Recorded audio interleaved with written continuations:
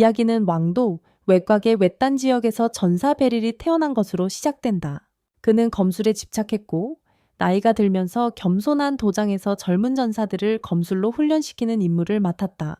평범한 사람들을 뛰어넘는 그의 비범한 실력 때문에 많은 젊은 전사들이 그를 찾아왔고 그는 나이가 들었음에도 자신의 일에 큰 자부심을 느꼈다. 그의 실력은 나이에 비해 뛰어났다. 어느 날 베릴이 도장 밖에서 연습하고 있을 때 그의 아버지가 근처에 있었고 한 무리의 아이들이 지나갔다. 베릴의 아버지는 그에게 말했다. 저 아이들 같은 손주가 있었으면 좋겠다고. 이 말에 베릴은 짜증이 났고 나는 네가 내 훈련을 지켜보고 있는 줄 알았다고 대답했다. 아버지는 말했다. 네가 20년 전 교사가 된 이후로 검술 실력은 훌륭했지만 내가 이렇게 늙었는데도 손주가 없다는 게 믿기지 않는다. 너는 부모에 대한 도리가 전혀 없다. 그때 학생들이 베릴에게 훈련을 시작하자고 외쳤다. 그래서 그는 아버지에게 말했어요. 아내도 없는데 손주를 갖는 건 먼 꿈일 뿐이라고요. 아버지는 대답했죠. 이 이야기는 아직 끝나지 않았다고. 분명 내 제자들 중에 결혼하기 적합한 사람이 있을 거야. 베릴은 도장으로 향하며 대답했어요. 아버지, 도장은 연애하는 곳이 아니라 수련하는 곳입니다. 그는 제자들을 철저히 훈련시키고 그들이 집으로 돌아가자 작별 인사를 했습니다. 나중에 베릴은 집으로 돌아와 어머니 파론, 아버지 가르단과 함께 저녁을 먹었습니다. 가르단은 파론에게 물었어요. 정말 우리가 손주를 갖는 게 그렇게 어려운 일이냐고. 언젠가는 손주를 안아보고 싶지 않니? 파론, 베릴이 결혼하는 것도 원하지 않니? 파론은 대답했어요. 그는 조만간 손주를 가질 거라고. 가르단이 물었다. 그게 언제쯤이냐고. 파론이 안심시켰다. 조만간이야? 곧이야? 베릴은 혼자 생각했다. 잘했어, 엄마. 그 질문 피하는 좋은 방법이야. 그 후 파론이 베릴에게 말했다. 언젠가 네가 우리에게 손주를 안겨줄 거야. 그렇지, 베릴. 이 말에 그는 짜증이 났다. 그리고 혼자 생각했다. 내 엄마는 내 아버지 편이 아니지만 나 편도 아니야. 갑자기 문을 두드리는 소리가 들렸다. 베릴이 문을 열자 어릴 적 함께 훈련했던 여성 전사를 만났다. 그는 놀라서 물었다. 알리시아, 너구나. 그녀가 대답했다. 물론이지. 나 알리시아 체트라스야. 그들은 함께 앉아 차를 마셨다. 베릴이 말했어요. 오랜만이야. 아리시아가 대답했어요. 전혀 변한 게 없어요. 선생님, 가르단이 아리시아에게 말했어요. 우리에게 편지 그만 보내더니 마지막으로 들은 건 승진해서 왕실 기사단의 리더가 되었다는 거였어요. 베릴이 말했어요. 내 노력이 헛되지 않았나 봐요. 좋은 결과를 얻었네요. 베릴이 아리시아에게 물었어요. 그래서 왜 여기 왔어요? 그녀가 대답했어요. 경호대장일 뿐만 아니라 검술도 가르치고 있어요. 베릴이 말했어요. 잘했어요. 어릴 때부터 검술에 재능이 있었잖아요. 아리시아는 왕국의 검술 훈련을 요청했다고 밝혔어요. 그녀는 왕국의 승인을 받은 공식 왕실 도장을 보여줬어요. 베릴이 놀라서 물었어요. 이게 진짜야? 하지만 이제 나는 늙었어. 가르단이 끼어들었다. 거절하면 왕국에서 처형할 수도 있다고 알리시아가 설명했다. 거절의 벌칙은 죽음이 아니라 다른 불쾌한 것이라고 가르단이 덧붙였다. 그래도 그건 좋지 않다고 알리시아가 베릴에게 말했다. 내 마차가 밖에서 기다리고 있어. 오늘 밤 출발할 거고 내일 수도원에서 이 문제를 논의할 거야. 충격받은 베릴이 말했다. 지금 떠나야 해. 알리시아는 그가 훈련장을 닫아야 할 거라고 말하며 일정과는 충돌하지 않을 거라고 안심시켰다. 가르단이 말했다. 수도원에 있는 동안 결혼할 여자를 꼭 찾아야 한다고. 내 옆에 앉아있는 사람은 어때? 베릴이 말했다. 농담하지 마, 아빠. 그가 덧붙였다. 네가 알리시아를 귀찮게 하고 있어. 우리 사이의 나이 차이를 보지 못하겠어. 알리시아가 말했다. 가르단 씨, 저는 괜찮아요. 나이 차이는 중요하지 않아요. 베릴은 놀라서 말했다. 너 뭐라고 하는 거야? 그녀가 대답했다. 아무것도. 베릴과 알리시아가 마차를 타고 수도로 가면서 베릴이 물었다. 내가 준 검 아직 가지고 있어. 그건 훈련을 마친 학생들에게 수여한 거야. 그가 언급했다. 이 마을 대장장이가 만든 검이 너 같은 리더에게 어울릴 것 같지 않아. 알리시아가 미소 지으며 말했다. 나는 정말 좋아해. 나에게 딱 어울려. 베릴은 생각했다. 알리시아는 아직도 어릴 적 그녀를 훈련시킨 선생님이 자신보다 낫다고 믿고 있다. 알리시아는 작은 마을 출신의 검술 트레이너가 왕실 수도에서 일하게 된 것에 대해 흥분을 감추지 못했다. 베릴은 혼란스러워하며 물었다. 그 트레이너가 누구야? 그녀는 웃으며 대답했다. 당연히 너, 선생님. 그녀는 그가 그의 실력에 걸맞은 자리로 배치되도록 했다고 말했다. 그런 다음 낮은 목소리로 말했다. 언젠가 나도 너에게 어울릴 만한 사람이 될 수 있을지도 몰라. 베릴은 이해하지 못하고 물었다. 뭐라고 했지? 알리시아는 아무 대답도 하지 않았다. 그들이 수도에 도착했을 때 그녀는 그의 임시 숙소를 보여주며 내일 더 이야기하자고 했다.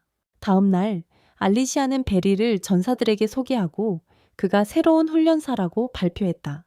그녀는 그를 칭찬하며 그가 너무 강해서 자신조차 그를 이길 수 없다고 말했다. 베릴은 그녀의 말에 놀랐다. 알리시아는 그에게 경비대 앞에서 연설해 달라고 요청했다. 베릴은 그들에게 자신을 소개하며 자신의 기술이 그들에게 유용하길 바라며 함께 일하기를 기대한다고 말했다. 하지만 모든 사람이 감명을 받은 것 같지는 않았다. 알리시아는 이후 그를 안심시키며 그의 연설이 훌륭했다고 말했다. 그녀는 그가 한 달에 3, 4회 전사들을 훈련시킬 것이며 고향의 훈련장과 겹치지 않도록 할 것이라고 알렸다. 나중에 베릴이 훈련시킨 또 다른 전사 카로니가 다가왔다. 그가 말하길 너도 기사님이 됐구나. 정말 멋지다. 그는 홀에서 그녀를 훈련시키던 기억을 떠올렸다. 카로니가 말하길 아직 배우는 중이지만 다시 함께 훈련할 수 있어서 너무 행복하다. 아리시아는 베릴에게 그의 전 제자들 대부분이 지금 수도에 있으며 그의 훈련과 지도에 감사하고 있다고 말했다. 어느 날 저녁 베릴은 집에 돌아와 옛 제자 렌디르가 가르단과 함께 앉아 있는 것을 발견했다. 렌디르는 아내와 아이를 데리고 있었다. 놀란 베릴이 물었다. 저게 너의 아내와 아이니? 렌디르가 대답했다. 그래, 맞아. 가르단은 기회를 잡아 베릴을 조롱하며 말했다. 보시다시피 이제 여기엔 더 이상 너를 위한 자리가 없다.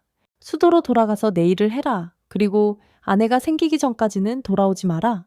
베릴은 그들의 말에 멍해졌다. 그는 렌디르에게 물었다. 플래티넘 등급 전사임에도 불구하고 가정을 꾸리기 위해 모험가의 삶을 떠나 정착하러 돌아온 거냐고. 그런 내 등급에겐 위험한 선택이 아니냐고. 렌디르는 대답했다. 이 수준에 오른 건 전부 당신의 훈련 덕분이라고. 베릴은 속으로 생각했다. 이 노인 가르단이 내 부재 중에 렌디르를 설득해 훈련장을 맡기게 만들었구나. 가르단이 베릴에게 말했다. 오늘 밤만 여기 머물러도 된다. 그게 전부다.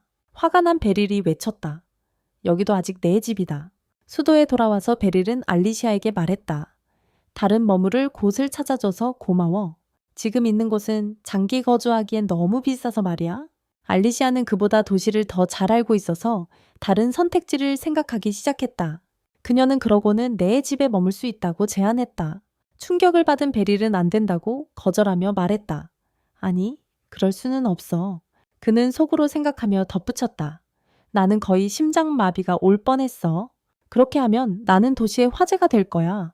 나는 그녀보다 훨씬 나이가 많아. 알리시아는 즉시 넘어가서 먼저 점심을 먹자고 제안하며 수색을 계속하자고 했다. 걷는 동안 베릴은 세레나라는 소녀가 그들에 대해 수다를 떨며 베릴을 늙고 약한 남자라고 부르며 경비대 대장을 동반하고 있다고 말하는 것을 엿들었다. 이것은 그를 깊이 부끄럽게 만들었다. 알리시아는 세레나에게 다가가서 모욕을 그만두라고 요청했지만 세레나는 이를 무시하며 알리시아 같은 사람이 왜 베릴을 자신의 스승이라고 부르냐고 물었다. 그 순간 베릴은 세레나의 검은 목걸이를 보고 그녀가 흑계급 전사임을 깨달았다. 그를 알아본 세레나는 다가와 말했다. 선생님, 저 기억 안 나세요? 저는 세레나 산드라입니다. 당신께서 저에게 검술을 가르쳐 주셨죠. 베릴은 그제야 자신이 훈련시킨 아이임을 기억했다. 그녀는 성공을 함께 나누고 싶었지만 기회가 없었다고 말했다. 그는 그녀의 성취를 축하하며 나이가 들수록 책임이 커진다고 덧붙였다. 한편 알리시아는 베릴을 변호하며 그가 경비를 훈련시키고 수도에 머물 예정이라고 말했다. 세레나는 반박했지만 알리시아는 모든 것이 이미 정해졌다고 확신시켰다. 이 상황은 그들 사이의 긴장을 높였고 베릴은 그 가운데 끼어 있었다. 그럼에도 불구하고 알리시아는 베릴을 계속 지지하며 그가 왕도에서의 새로운 삶에 적응할 수 있도록 돕기로 결심했다. 그들은 벌리의 새 집으로 이사했고 벌리는 그들에게 감사하며 서로에게 친절하라고 말했다. 그 후 그들은 이제 떠난다며 나중에 다시 만나자고 그에게 말했다. 우리는 수도에 있는 훈련장으로 이동했고 드라우트가 친구 중 한 명과 훈련 중이었으며 강해 보였지만 알리시아가 그들에게 다가와 훈련 방식이 바뀔 것이며 벌리 선생님이 훈련을 맡을 테니 준비하라고 말했다. 드라우트는 엘리샤에게 말했다. 죄송합니다. 지휘관님, 하지만 우리를 가르치는 사람은 일정 수준 이상의 힘을 가져야 합니다. 그리고 지금 그가 얼마나 강한지 보고 싶습니다. 라고 말했다. 벌리가 엘리샤에게 물었다. 이 사람은 누구지? 엘리샤가 말했다. 이 사람은 드라우트입니다. 그는 기사단의 부단장입니다. 그리고 그는 벌리에게 결투를 신청하며 말했다. 이것이 선생님의 실력을 보여줄 기회라고 생각합니다. 두 사람은 나무검으로 싸울 준비를 했고 드라우트는 엘리샤가 매우 착하다며 그녀가 옛 스승에게 큰 존경을 표하고 싶어 한다고 말했다. 그는 때때로 감정이 실수로 이어질 수 있다고 말했지만 내가 바로잡기 위해 여기 있어. 그 후 가뭄이 벌이에게 공격을 퍼부었고 몇 차례 공격을 가했지만 벌이는 모두 방어했다. 가뭄이 강한 일격을 날렸지만 벌이는 잘 막아냈고 검으로 약한 일격을 날렸다. 벌이는 그에게 물었다. 괜찮아? 가뭄은 걱정하지 말라고 했다. 그리고 나서 다음 라운드를 준비했다. 가뭄이 다시 벌이에게 공격을 퍼부었고 강한 일격을 가했지만 벌이는 모두 막아냈다. 가뭄은 거의 벌이를 칠 뻔했지만 성공하지 못했다. 좌절하지 않고 가뭄은 자신이 어떤 싸움에서도 사용하는 좋아하는 기술을 썼다. 강하게 벌이를 공격했다. 갑자기 벌이가 사라졌다가 그의 뒤에 나타났고 가뭄은 그것에 놀랐다. 드라우트가 벌리에게 말했다. 나는 패배를 인정한다. 그는 벌리에게 다가가서 말했다. 당신의 전투 스타일은 정말 대단합니다. 제발 가르쳐 주세요. 벌리는 말했다. 알겠어. 결국 우리는 거기에 도달할 거야. 이는 모두를 놀라게 했다.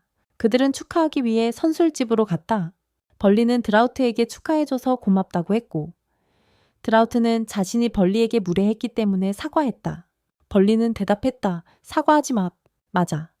내가 너를 훈련시키는 것에 대해 의심할 만한 이유를 이해해. 드라우트는 말했다. 당신에 대해 이렇게 적게 알고 있었던 것이 정말 부끄럽습니다. 알레샤가 드라우트에게 말했다. 내가 말했잖아. 벌리 마스터는 훌륭하고 힘이 세다고.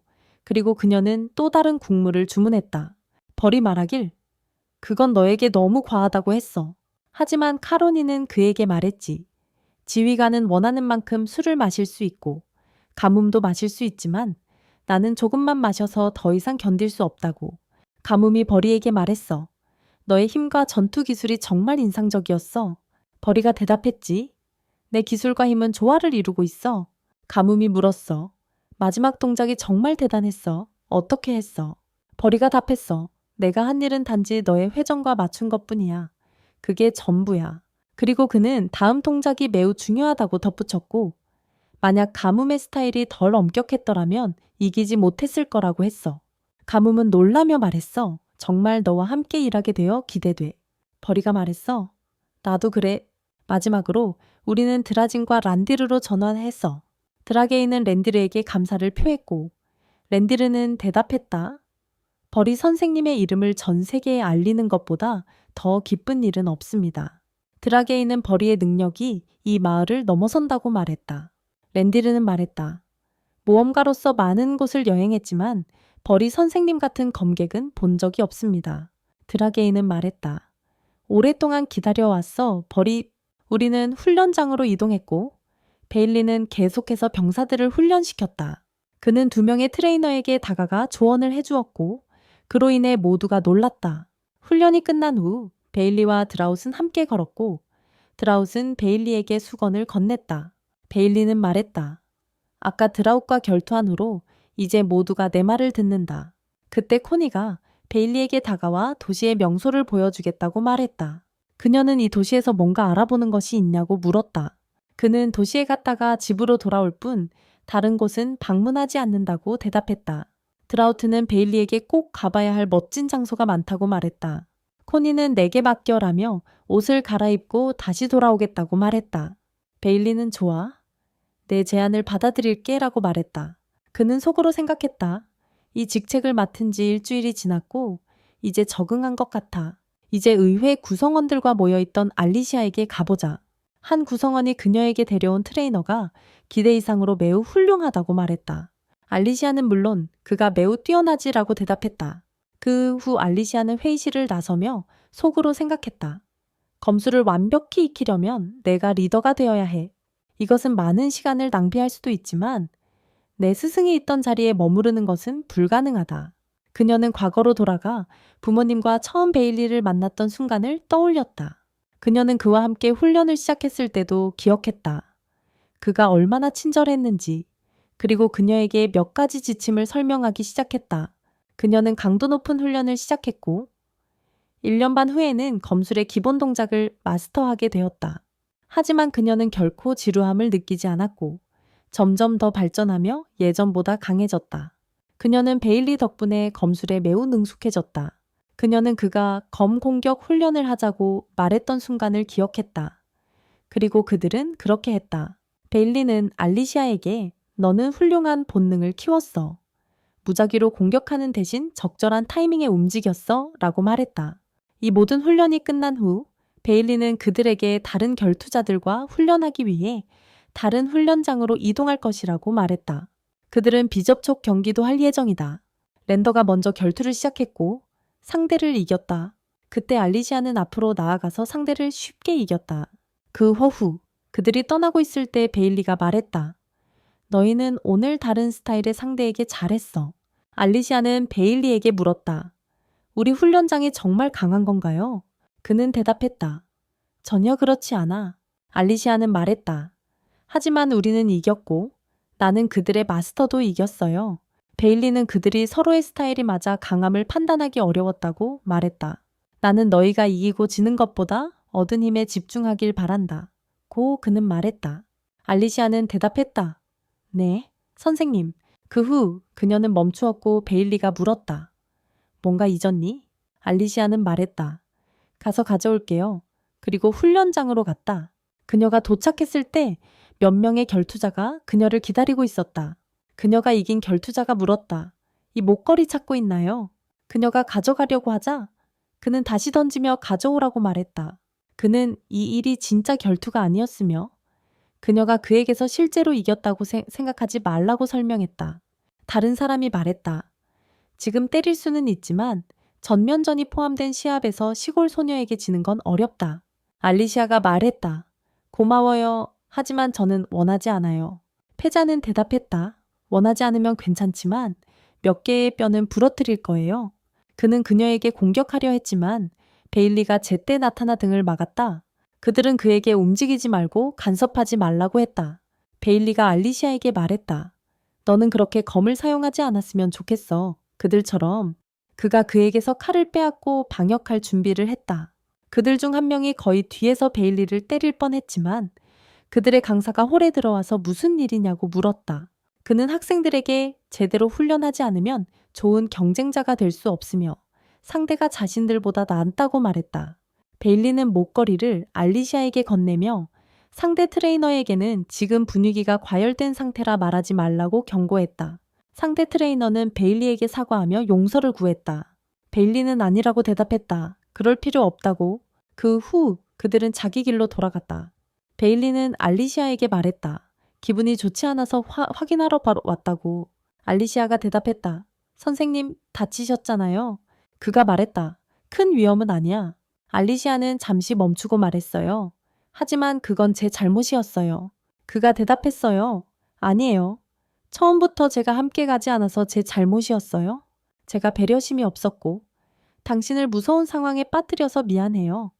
그래도 다치지 않아서 다행이에요. 그 말에 알리시아는 울었어요.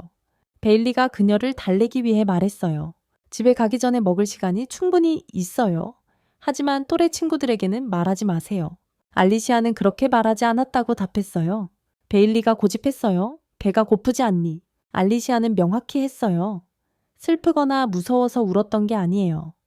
마음이 감정으로 가득 차면 눈물이 멈추지 않는다는 걸 알게 됐어요. 그 후 그들은 훈련장으로 이동했고 훈련하는 동안 알리시아가 베일리를 이겼어요. 그는 그녀가 모든 훈련을 마쳤다고 해서 진짜 칼을 건네며 더 이상 부족한 게 없다고 말했어요. 알리시아는 그에게서 검을 받았지만 떠나고 싶지 않았다. 그녀는 또한 베일리에게 폐를 끼치고 싶지 않았다. 그 후 그녀는 아무도 자신의 검술 실력만큼 뛰어나지 않다는 것을 증명하기 위해 도시로 이사했다. 도시에서 시험을 치를 때 그녀의 마음은 확신으로 바뀌었고 도시 결투자들과 맞서서도 합격했다. 왜냐하면 그녀의 스승의 힘은 이길 수 없었기 때문이다. 그녀는 최고 점수로 시스템에 입장하며 말했다. 내 스승의 속도와 반사신경은 뛰어나다. 그녀의 목표는 분명했다. 그녀는 스승을 뒤에 남겨두고 싶지 않았다. 병사들의 리더로 승진했을 때, 병사들의 훈련사를 배정할 시간이 되었을 때, 그녀는 10년 전에 훈련장을 떠났지만 스승은 이전보다 더 빠르고 강해졌다는 것을 깨달았다. 그녀는 현재로 돌아와 생각했다. 어떤 사람들은 내가 과장한다고 생각할지 모르지만 내 스승은 그에 걸맞은 자리를 받을 자격이 있다. 그녀는 훈련장에 들어가 드롯에게 물었다. 오늘 훈련은 어때? 드롯이 그녀에게 말했다. 베일리 선생님은 매일 전날보다 더 그의 기술과 힘으로 나를 놀라게 하고 있고 나는 그가 가르쳐준 것을 훈련하고 있다고. 그녀가 물었다. 오늘 선생님이 떠났나요? 드롯이 대답했다. 코니가 선생님을 데리고 도시로 나들이를 갔고 둘이 함께 나갔다고 알리시아가 말했다. 그들은 도시의 명소들을 보러 함께 나갔다.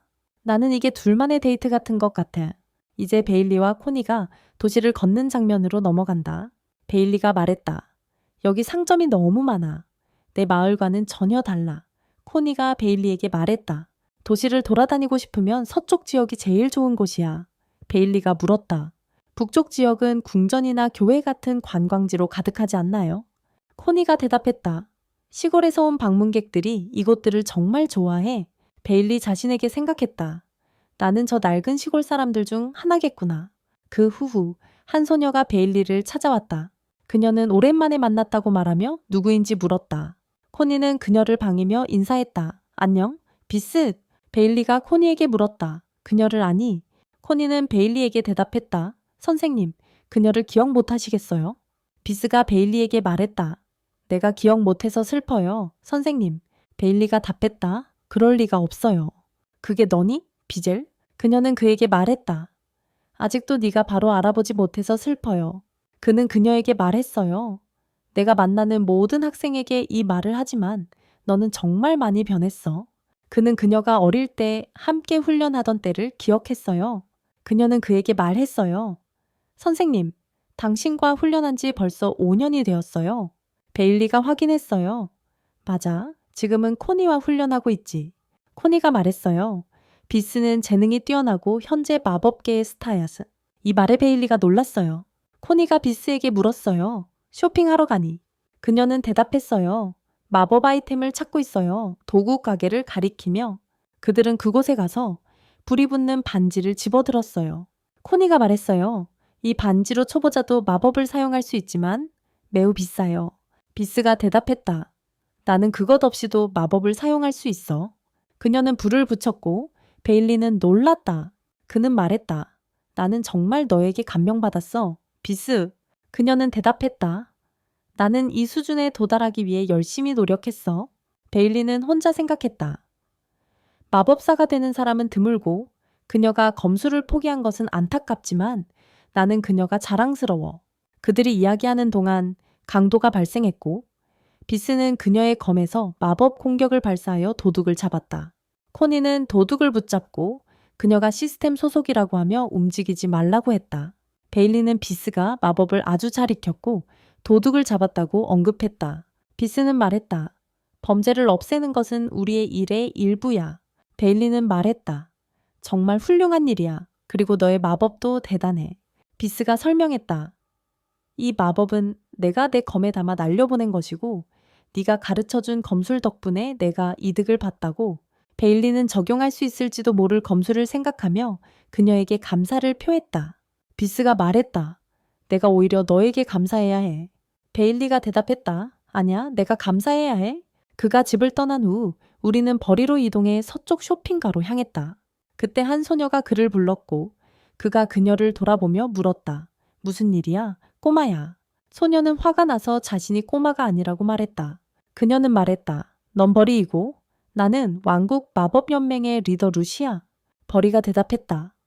그래서 너는 마법연맹에서 놀고 있구나.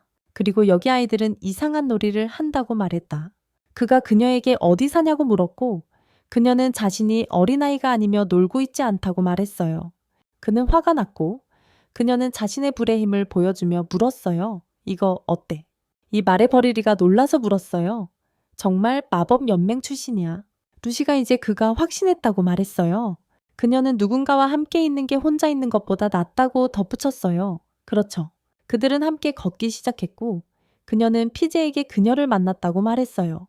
그녀는 매우 행복하다고 했고 또 피제가 검술에 뛰어난 마법 실력을 가지고 있으며 모두 그 덕분이라고 말했어요.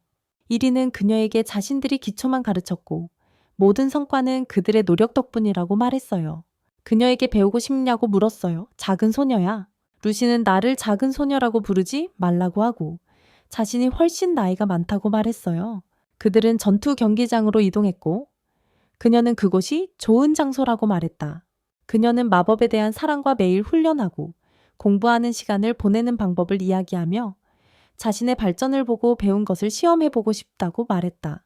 그녀는 결투사도 이런 생각을 하는지 물었다. 벌리는 물론 그녀의 발전을 보는 것이 중요하다고 대답했다. 그녀는 강한 전사와도 이걸 시도해보고 싶다고 말했다. 그녀가 벌리에게 불을 쏘았지만 그는 공격을 피했다. 루시는 그의 반사신경이 좋다고 말하며 다음 공격을 준비했지만 벌리는 검을 뽑으며 농담이 아닌 것 같다고 말했다. 루시는 벌리에게 준비됐냐고 물었다. 그는 준비는 안 됐지만 자신을 지켜야 한다고 대답했다. 루시는 네가 내 실력이 늘었다고 말했고 지금 시도해보라고 했는데 정작 너는 나와 싸울 자격이 없다고 생각하냐고 말했다. 그가 말했어. 아니, 너가 오해했어. 나는 그냥 예전보다 나이가 더 많아졌어. 그녀가 말했어. 그럼 가자. 그리고 그에게 두 번째 공격을 했지만 벌리는 피하고 여러 번의 공격을 피해갔어. 그 후 루시는 벌리에게 여러 개의 큰 불덩이를 날렸지만 그는 모두 막았어. 그런 다음 그는 그녀를 공격하고 칼의 뒷면으로 그녀를 가격하려고 했어. 갑자기 그녀 주위에 많은 불이 나타나 벌리를 밀어냈어. 루시는 그에게 가까이 오는 것이 너에게 유리하지 않을 거라고 말하며 더 많은 힘이 있다고 했어. 그녀는 위에서 그에게 불덩이를 여러 개 쏘았지만 벌리는 대부분을 피하고 간신히 땅에 떨어지지 않았어. 그는 계속해서 피하고 있었어. 루시는 벌리에게 물었어. 너는 전에 마녀를 만난 적이 있어. 버리버리는 딱 한 번만 말했다. 불덩이를 다 쏜 후 루시가 그에게 거대한 공을 떨어뜨렸지만 버리버리가 막아서 다시 그녀에게 던졌다. 루시가 다시 막았다.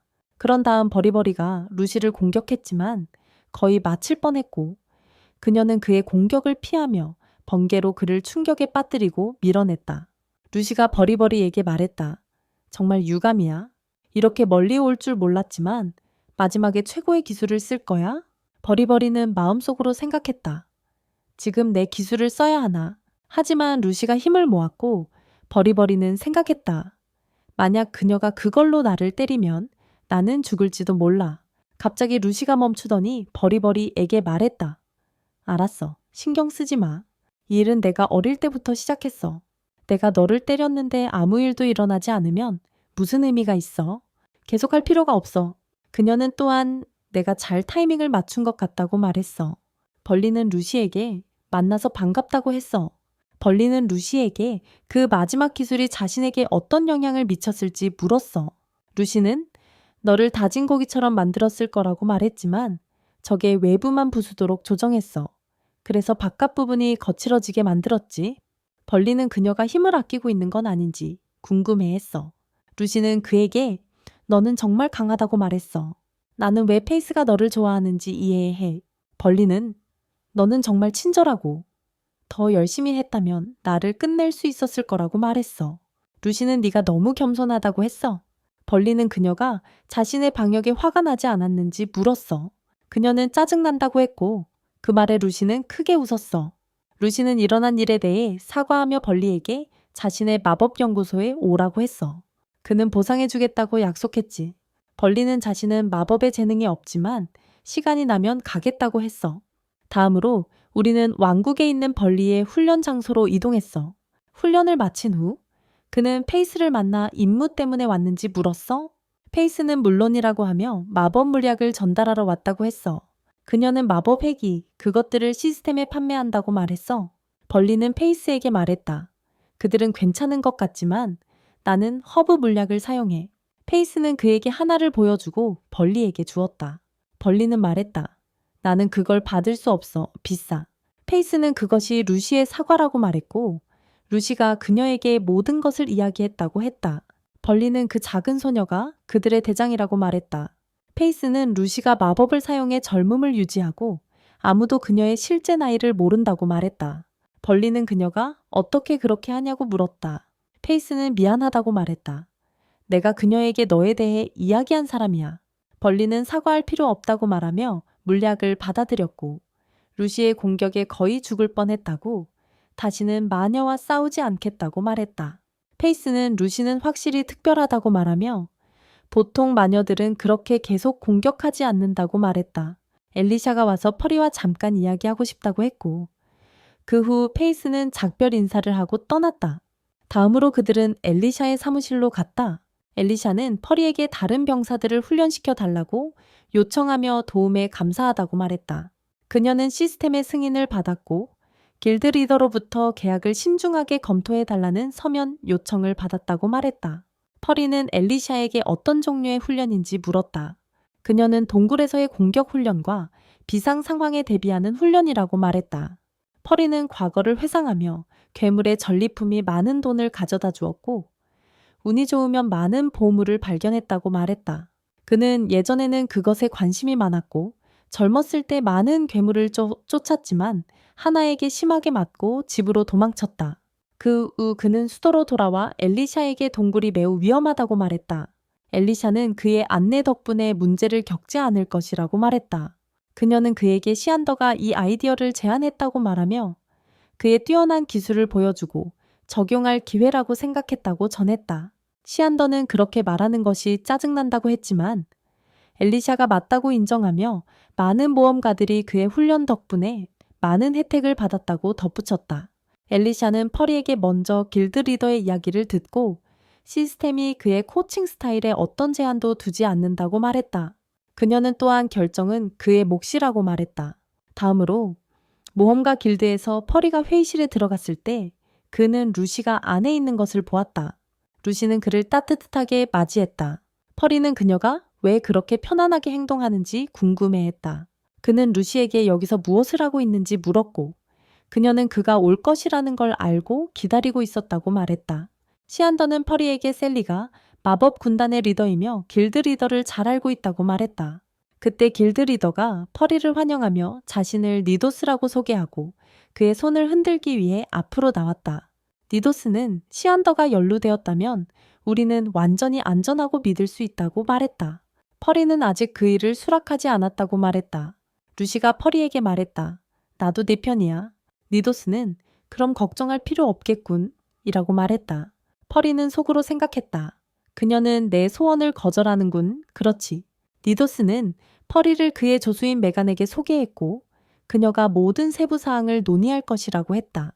메간은 퍼리에게 자신이 이전에 모험가 경험이 없다는 것을 명확히 하고 싶다고 말했다. 시안더가 메간에게 물었다. 그게 무슨 의미죠?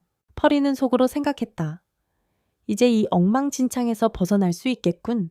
시안더는 메간에게 퍼리 선생님을 과소평가하고 있다고 말했다. 루시가 메건에게 물었다. 내 의견을 믿지 않니? 메건이 대답했다. 길드는 모든 결정에 책임이 있다고 말하며 최근에 많은 괴물이 나타났다는 보고가 있었다고 언급했다. 니도스가 메건에게 무슨 말을 하고 있는지 물었다. 메건은 시안더와 퍼리 마스터 간의 싸움이 있을 것이고 그 후 그의 능력을 평가할 것이라고 말했다.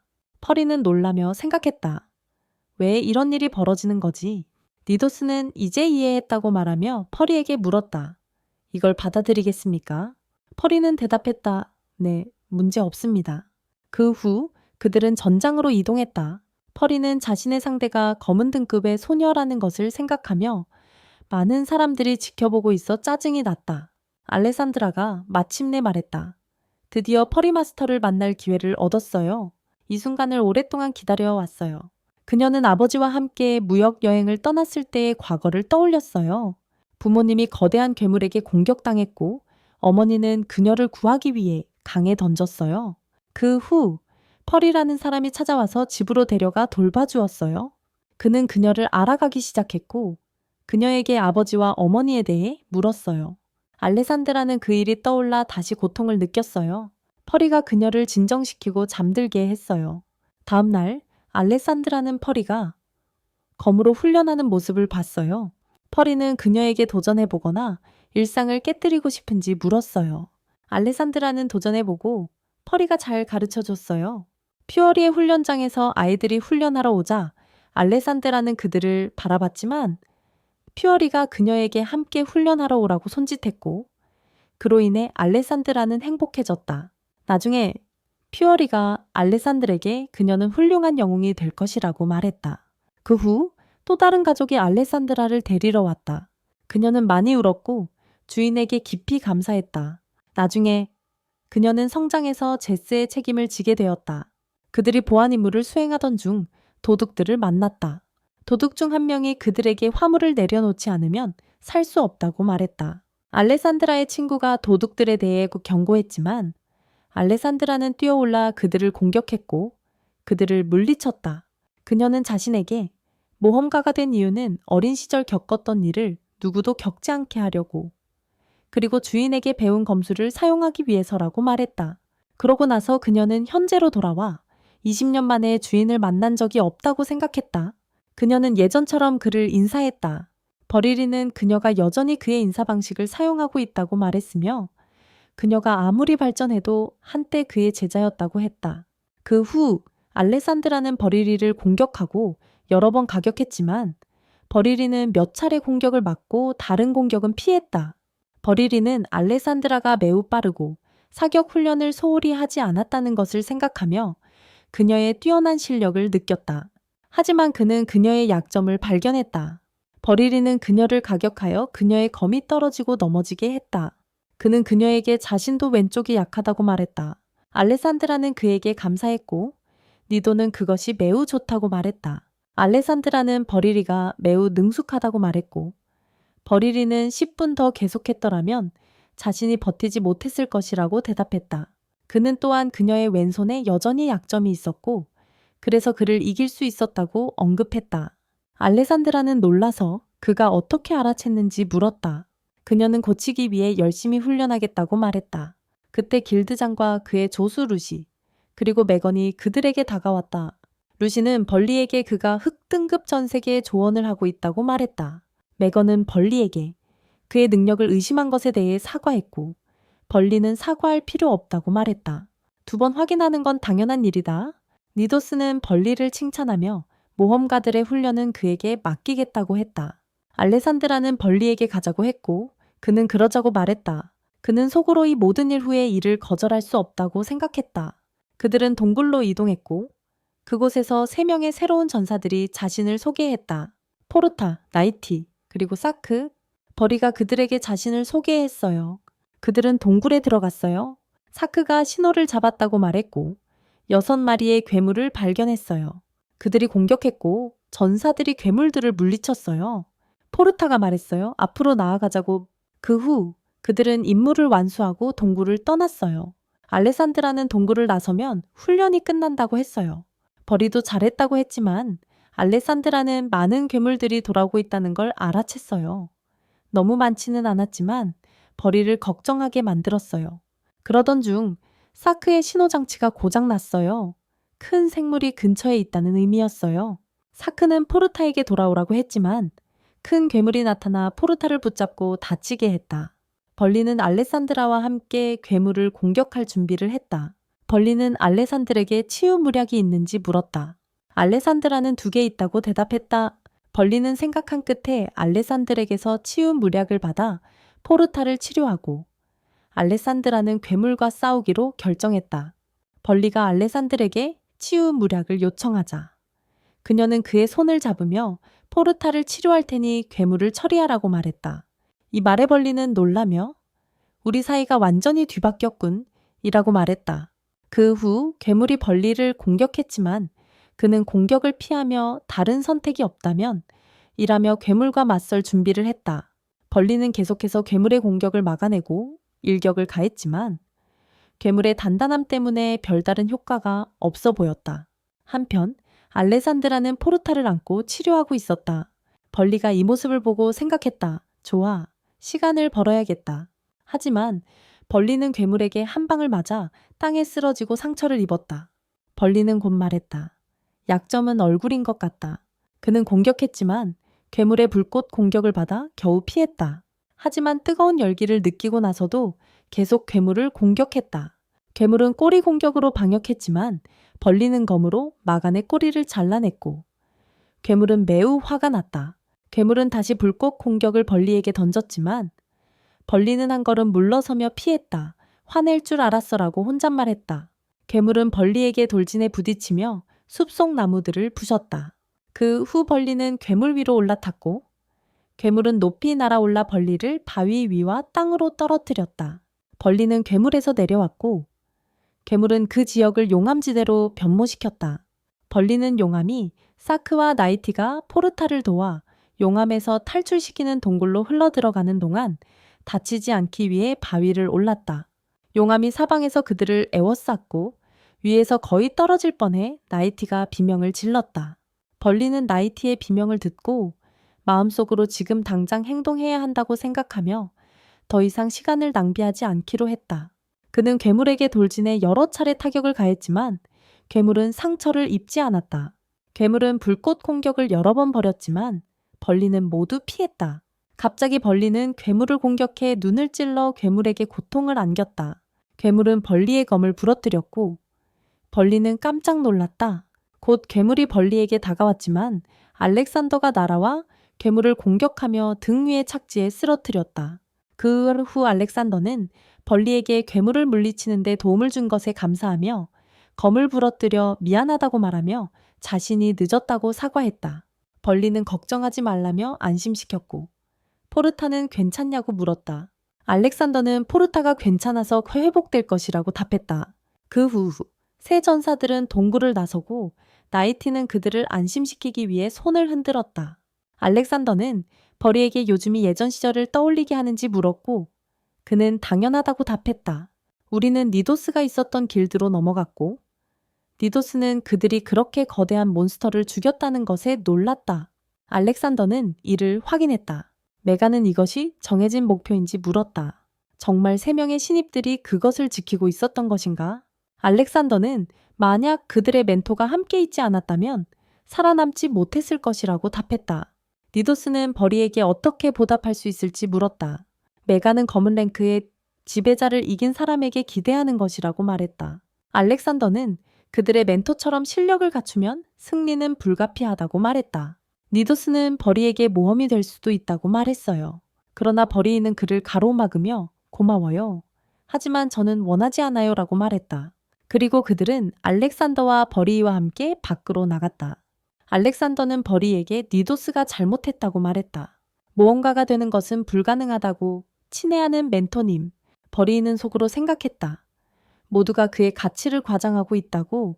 그 후 알렉산더는 자신을 지나치게 칭찬해서 이 모든 일을 일으킨 것에 대해 벌리에게 사과했다. 벌리는 그녀에게 당신 탓이 아니에요. 알렉산더라고 말하며 그녀의 칭찬이 자신을 불안하게 만들었다고 생각했다. 알렉산더는 벌리의 강인함을 칭찬하며 이런 중요한 전투에 함께 해줘서 고맙다고 표현했다. 벌리는 그녀의 현명한 결정 덕분에 우리가 구원받았다고 감사 인사를 해야 한다며 그녀가 이렇게 훌륭하게 자란 것에 대해 기쁘다고 말했다.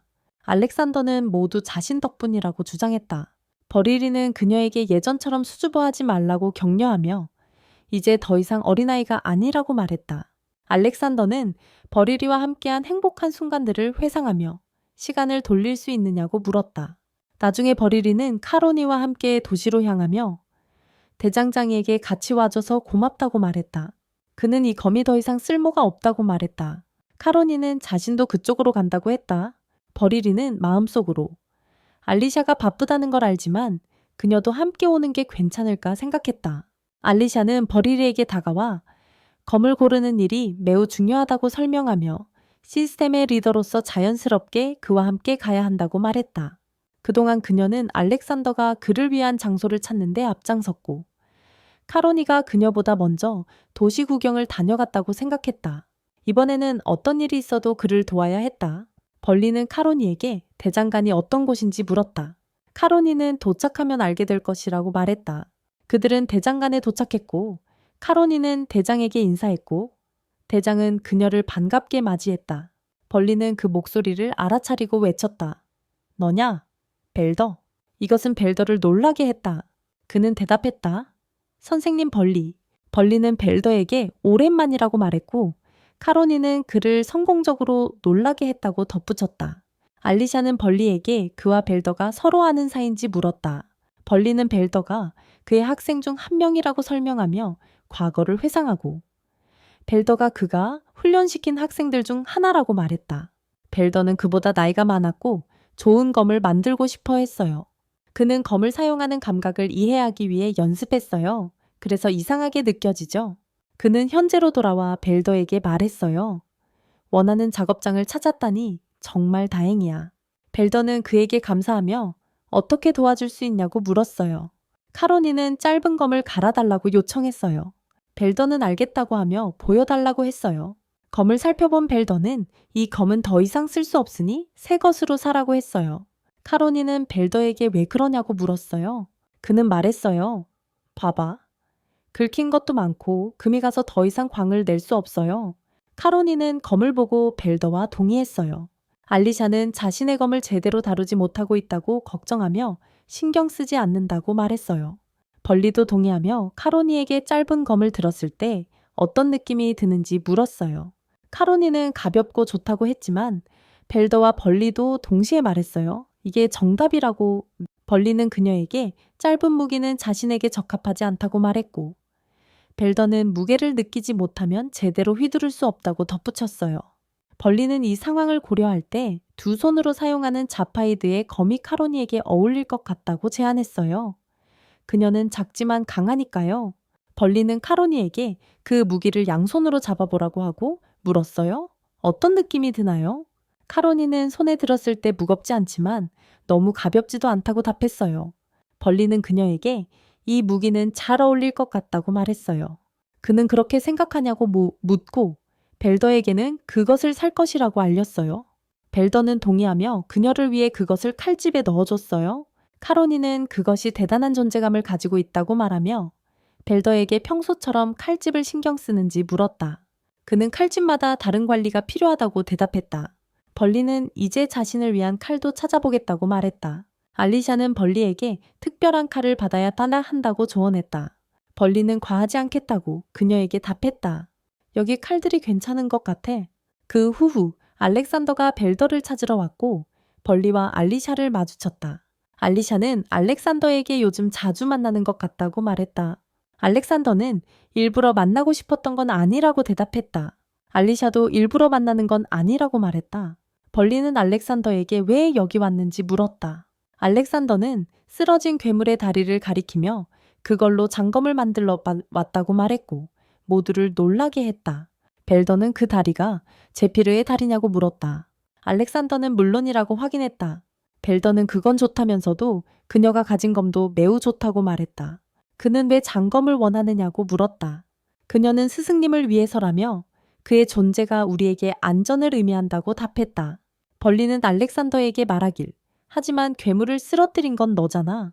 내가 죽인 게 아니라고 알리샤가 말했다. 공정함을 따진다면 시스템이 스승님께 검을 줘야 하지 않을까요? 존경하는 스승님, 원한다면 내가 직접 너에게 검을 줄게. 벌리는 그것이 맞지 않다고 주장했다. 알렉산더는 벌리에게 이 검을 그녀의 실수를 바로잡는 것으로 받아들여 달라고 요청했다. 벌리는 혼자 생각했다. 이걸 어떻게 해결해야 하지? 벨더는 중요하다면 왜 받아들이지 않느냐고 격려했다. 벌리는 알렉산더에게 알겠어? 네가 그렇게 느낀다면 받아들이겠다고 말했다. 벨더는 그것이 거대한 괴물의 다리로 만든 큰 검이라고 덧붙이며 작업할 생각에 들떠 있었다. 그러나 벌리는 벨더에게 평범한 검을 원한다고 주장하며 괴물로 만든 검은 사용할 수 없다고 말했다. 벨더는 걱정하지 말라고 안심시키며 이상한 계획은 없다고 말하고 벌리에게 일주일만 주면 완성하겠다고 했다. 벌리는 천천히 하라고 응답하며 이제 갈 시간이라고 말했다. 그때 카로니가 벌리에게 다가갔고 둘은 훈련장으로 이동했다. 벌리는 그녀에게 새 검을 훈련시키기 시작했다. 벌리는 카로니에게 이 검에는 두 가지 중요한 특징이 있다고 설명했다. 첫 번째는 공격할 때 옆으로 휘둘러야 한다는 것이고 두 번째는 리카소를 사용할 수 있다는 것이었다. 카로니가 물었다. 리카소가 뭐예요? 벌리는 그것을 가리키며 칼날의 날카로운 부분이라고 설명했다. 그는 무게중심이 바뀌어 사용하기 더 쉬워진다고 덧붙였고 그녀는 검을 휘두르려다 실수로 떨어뜨렸다. 벌리는 카로니에게 팔을 너무 많이 쓰지 말고 엉덩이에서부터 휘두르라고 지시했다. 그는 그녀 앞에서 시범을 보였고 그녀는 따라하며 말했다. 이건 예전이랑 비슷해요. 벌리는 마음속으로 생각했다.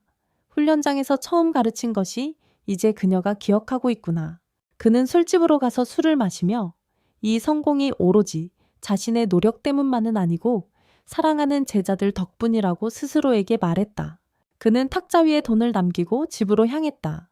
걷던 중 한 소녀가 나타나 거의 훔치려 했지만 퍼리리가 간신히 그녀를 잡았다. 그는 그녀에게 그 생각에 동의하지 않는다고 말했다. 소녀는 가게 해달라고 했고 그는 아니라고 답하며 소매치기를 좋아하지 않는다고 했다. 그러나 소녀는 불꽃을 보여줬고 그로 인해 그가 뒤로 물러섰으며 그녀는 재빨리 도망쳤다. 나중에 소녀는 집에 도착해 돈을 탁자 위에 놓으며 오늘의 수입이라고 말했다. 탁자에 앉아있던 남자가 말하길 오늘 전부야? 너 느슨하게 하고 있니?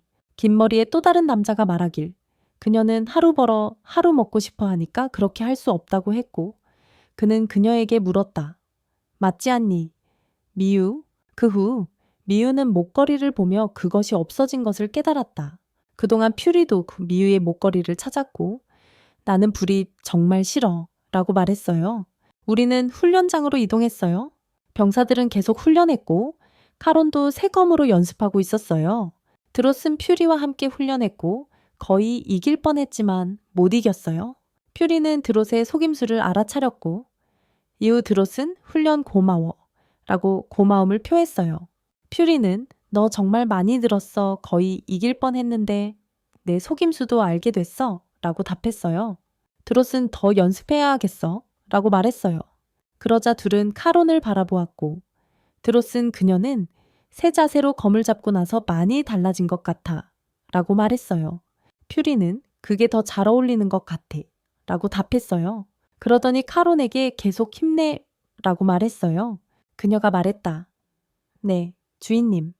드롯이 펄리에게 말했다. 나는 그녀가 유망하다고 생각하며 그녀의 시스템이 전투력을 향상시키는 것이 중요하다고 말했다. 펄리가 드롯에게 물었다. 시간이 촉박합니까? 드롯이 대답했다. 물론이다. 그리고 도시에서 비밀리에 활동하며 스스로를 다크 트와일라이트라 부르는 도둑 무리에 대해 알렸다. 우리는 왕실 경비대의 수사를 돕고 있다고 덧붙였다. 그들을 찾으면 즉시 움직여서 소탕할 것이니 그때를 위해 강한 힘을 갖는 것이 좋다. 펄리가 말했다. 지는 것은 부끄러운 일이다. 더 안전하게 만들려면 힘으로 반드시 이겨야 한다. 드롯이 대답했다. 너는 훈련만 하면 되고 폭력은 우리에게 맡겨라. 펄리는 속으로 생각했다. 물론이지. 내가 맡기겠다. 나는 이전에 범죄자를 추적한 적이 없어. 그때 푸를리가 도둑 묘이의 목걸이를 보여주며 이게 뭐냐고 물었어. 드롯은 대답했어. 이건 보석이야? 카로니가 그들에게 다가와서 푸를리에게 이 목걸이는 정말 멋지다고 말하며 누군가에게 줄 건지 물어봤어. 드롯은 푸를리에게 당신의 취향은 훌륭하다고 코멘트했어. 선생님. 카로니는 덧붙였어. 하지만 만약 당신이 그것을 사령관에게 준다면 좀 더 성숙한 것이 좋을 것 같아. 이 말에 푸를리는 많이 놀랐어. 그때 푸를리는 드롯과 카로니에게 어제 있었던 일을 이야기했어. 그 소녀가 자신에게서 아무것도 훔치지 못했다고. 그녀는 마법을 사용하고 손을 놓았을 때 깜짝 놀랐고 순간적으로 불이 나타났다고 설명했어. 카로니는 말했어. 이상하네. 만약 그녀가 마법을 사용할 수 있다면 왜 도둑이 되어야 하지? 드롯은 대답했어. 그녀는 재능이 있다고 생각해. 만약 그녀가 마법 연구소에 들어간다면 그녀의 미래는 보장될 거야. 카로니가 말했어요. 어린이와 어른 모두 마법 연구소에 머물 수 있나요? 그녀는 졸업해서 훌륭한 모험가가 될 거라고 생각해요. 그리고 쉽게 직장을 구할 거예요. 드롯이 말했어요. 만약 그녀가 마법 도구를 숨기고 있었다면 말이 되겠네요. 퍼리도 기억했어요. 그녀가 마법 도구를 살 때 그들이 매우 비싸다고 말했던 것을 드롯이 말했어요. 도둑 맞았을 수도 있죠. 카로니가 퍼리에게 물었어요. 이걸 어떻게 할 거예요? 그는 대답했어요. 분실물 보관소로 옮기겠습니다. 만약 도난당했다면 주인에게 돌려주려고 할 거예요. 드롯이 퍼리에게 말했어요. 시스템 본부에 접수처로 가져다 주세요. 그곳에서도 분실물을 처리하거든요. 퍼리도 동의했어요. 알겠어요. 그렇게 할게요. 퍼리가 분실물 보관소로 가서 목걸이를 맡겼다. 그가 떠난 후 드디어 목걸이 주인이나 범인을 찾지 않아도 되겠다고 말하며 도시를 계속 떠돌았다. 그는 벽에 붙은 광고들을 보며 새로운 숙소를 찾았다. 그 후 무언가를 찾고 있는 소녀를 보았다. 그는 그녀에게 물었다. 목걸이 같은 걸 찾고 있나요? 무이가 대답했다. 어디에 있나요? 그리고는 그를 공격했다. 퍼리는 그녀의 공격을 막으며 경고했다. 그러지 마. 그러면 우리에게 관심이 쏠릴 거야. 무이는 공격을 멈췄고 퍼리는 말했다. 사실 내가 목걸이를 주웠는데 분실물 보관소에 맡겼어. 그는 그녀에게 물었다. 너 훔친 건 아니지? 메위는 물론 아니라고 대답했어요. 퍼리리는 무례함에 대해 사과하며 그냥 확인하고 싶었다고 말했어요. 그는 제안했어요. 가서 그것을 주장하자고 그것이 그녀 것임을 증명하는 게 어려울 것이라고 언급했어요. 그렇지 않나요? 하지만 내가 함께 있으면 오래 걸리지 않을 거라고 덧붙이며 그들은 시스템 본부로 향했어요. 퍼리리는 속으로 생각했어요. 복대는 항상 골칫거리 아이들이 있었지만 이렇게 생긴 소녀는 본 적이 없다고. 그리고 그녀의 이름을 물었어요. 그녀는 반박했어요. 당신 같은 늙은이와 이야기하고 싶지 않다고. 퍼리리는 그녀를 힐끗 쳐다보며 생각했어요. 그녀도 옳고 그름을 아는구나. 퍼리리가 앞장서자 그녀에게 말했어요. 여기 있어요. 메위는 그것을 잡으려고 했지만 퍼리리가 목걸이를 그녀의 손에서 빼앗으며 말했어요. 좀 더 내 자신에 대해 이야기해봐. 그녀는 대답했어요. 나는 당신에게 할 말이 없어요. 그러자 알리시아가 들어와서 물었어요. 이 소음은 뭐죠? 퍼리리는 그녀에게 말했어요. 지금 와줘서 정말 다행이야. 알리시아? 알리시아는 퍼리리에게 돌아서서 물었어요. 이 사람 누구야? 퍼리리는 그녀를 어떻게 소개할지 고민했어요. 알리시아는 화난 듯이 말했어요. 그녀를 내 여자친구라고 말하지 말고 그냥 말해? 퍼리리는 고집했어요. 아니야? 그녀는 아니야. 그들은 알리시아의 방으로 옮겼고 그녀는 말했어요. 이제 다 이해했어. 그런데 퍼리리, 이 여자와 어떻게 할 계획이야? 메위는 말했어요. 네가 나를 적발하지 않으면 아무것도 할 수 없어. 할 수 있는 게 없어. 퓨어리 동의했어요. 당신 말이 맞고 저도 그녀를 신고할 생각은 없어요. 미위가 강요해서 이제 끝이에요. 내 목걸이 돌려줘. 퓨어리 답했어요. 내가 돌려주면 훔치는 걸 멈출 거라고 하겠지.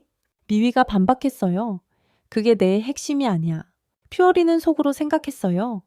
그녀는 훔치는 걸 멈춘다고 말하는 게 아니고 그녀가 정직한 아이라는 게 분명하다고 알리시아가 미위에게 말했다. 시스템의 책임자에게 훔치는 걸 멈추지 않겠다고 말하는 건 정말 대담한 행동이야. 그녀가 물었어요. 마법을 쓸 때 도구를 사용했나요? 미위가 말했어요. 그걸 말할 필요 없어. 알리시아가 그녀에게 말했어요. 네가 마법 재능이 있다면 정부가 돌봐줄 거라고. 그냥 앉아서 한 소녀의 가능성 있는 미래를 낭비하게 두지 마세요. 퍼리는 뮤에게 말했어요. 우리가 속이려는 게 아니라고. 무언가 일이 있다면 말해줘. 뮤가 물었어요. 그리고 내 목걸이 돌려줄 거예요. 그는 확실히 대답했어요. 물론이죠. 뮤는 그들에게 말했어요. 만약 내가 500만을 내면 그가 내 동생을 다시 살려준다고 했어요. 퍼리는 말했어요. 그건 매우 큰 금액이야. 뮤는 대답했어요. 나는 이 모든 것에 충분한 시간이나 돈이 없어요. 알리시아가 말했어요. 그래서 너는 범죄에 손을 댄 거군. 프를리는 누군가 자신을 속이고 있다고 생각했지만 지금은 그에게 말할 수 없었다. 알리시아는 잠시 실례하겠다고 말하며 자리를 떴다. 프를리는 메우에게 너는 먹지 않을 거냐고 물었다. 그녀는 대답했다. 아니, 빨리 목걸이를 줘. 그러나 푸를리는 밖으로 나가서 그녀를 위해 음식을 가져왔다. 그는 그것이 맛있다고, 특히 단 것이 좋다고 말했다. 매우는 음식을 받아 먹기 시작했다. 푸를리는 매우에게 오늘 너를 만나서 좋다고 말했다. 너는 내 지갑을 훔치려 했지만 그렇게 하는 모습이 매우 불쌍해 보인다. 그는 자신 같은 노인이 그녀를 도와줄 수 없을지도 모르지만 대화는 시작이고 이 도시는 크기 때문에 다시는 그녀를 보지 못할 수도 있다고 조언했다. 그는 그녀에게 이제 아리시아를 그들과 연루시켰다고 말했고 그래서 일이 잘 될 거라고 생각했어요. 그는 그녀에게 물었어요. 이제 나에게 내 이름을 말할 때가 된 것 같아. 그는 자신을 소개했고 그녀도 자신의 이름을 말하며 자신을 어린아이처럼 대하지 말아달라고 부탁했어요. 그는 동의하며 목걸이를 다시 그녀에게 건네줬고 그 모습에 에미웨는 기뻐했어요. 그리고 그녀는 푸울리에게 지금 떠나겠다고 말했어요. 그 후 엘리샤는 루시와 함께 왔고 루시는 에미웨에게 다 알고 있다고 말했어요. 그녀는 만약 미웨에게 마법의 재능이 있다면 좋다고 했어요. 왜냐하면 우리에게 마법사가 부족했기 때문이죠. 미웨는 루치에게 그녀가 누구인지 물었어요. 루시는 자신을 소개하며 자신이 마법 부대의 리더라고 말했어요. 미웨는 그녀에게 너무 떠들지 말라고 했어요. 왜냐하면 그녀는 아직 어린아이였으니까요. 루치는 그녀에게 화내지 말고 차를 마시며 편히 쉬라고 말했어요. 그녀는 차가 식었다고 말했고 루시는 자신의 능력으로 차를 데워주었는데 그것에 미위는 놀랐다. 루시는 그 소녀의 이름을 물었다. 펄리는 그녀의 이름이 미위라고 말했다. 루시는 미위에게 마법 학교에 들어가라고 했고 그들이 그녀를 돌봐줄 것이라고 알렸다. 미위는 루시에게 자신은 그런 것에 관심 없다며 가까이 오지 말라고 했다. 그녀는 루시에게 500만을 줄 수 있냐고 물었다. 루시는 미위에게 그 돈을 무엇에 쓸 거냐고 물었다. 미위는 그 돈을 마법색에 주어 여동생을 되살리게 하겠다고 대답했다. 루시는 그런 건 없으며 부활 마법도 존재하지 않는다고 말했다. 미위는 그것이 사실이 아니라고 주장했다. 펄이에게 루시가 진정하라고 부탁했어요. 루시는 미웨에게 알리시아가 곧 왜 일이 미뤄지고 있는지 알게 될 것이라고 알려줬어요. 알리시아는 펄이에게 그렇게 한 것에 대해 미안하다고 말했지만 루시가 일을 처리해야 한다고 했어요. 미웨는 자신이 그들의 일을 결정하지 않겠다고 강하게 주장하며 언니가 곧 돌아올 것이라고 자신이 그것을 봤다고 말했어요. 그녀는 언니를 죽었을 때 다시 살아나게 했지만 다시 죽음으로 돌려보냈다고 알리며 그가 그녀를 다시 살리려면 500만을 지불하라고 했어요. 루시는 그것을 한심한 속임수라고 말하며 이 세상에는 부활 마법이 없다고 알려줬어요. 미웨는 루시에게 자신을 믿지 않는다고 했어요. 루시는 미웨에게 마법을 평생 공부한 사람보다 더 많이 훔치게 강요한 아이를 강제로 훔치게 한 남자를 믿을 수 있냐고 물었어요. 루시는 미웨에게 그 속임수 마법사의 이름이 무엇인지 물었어요. 미웨는 왜 그 이름을 알고 싶어 하는지 물었어요.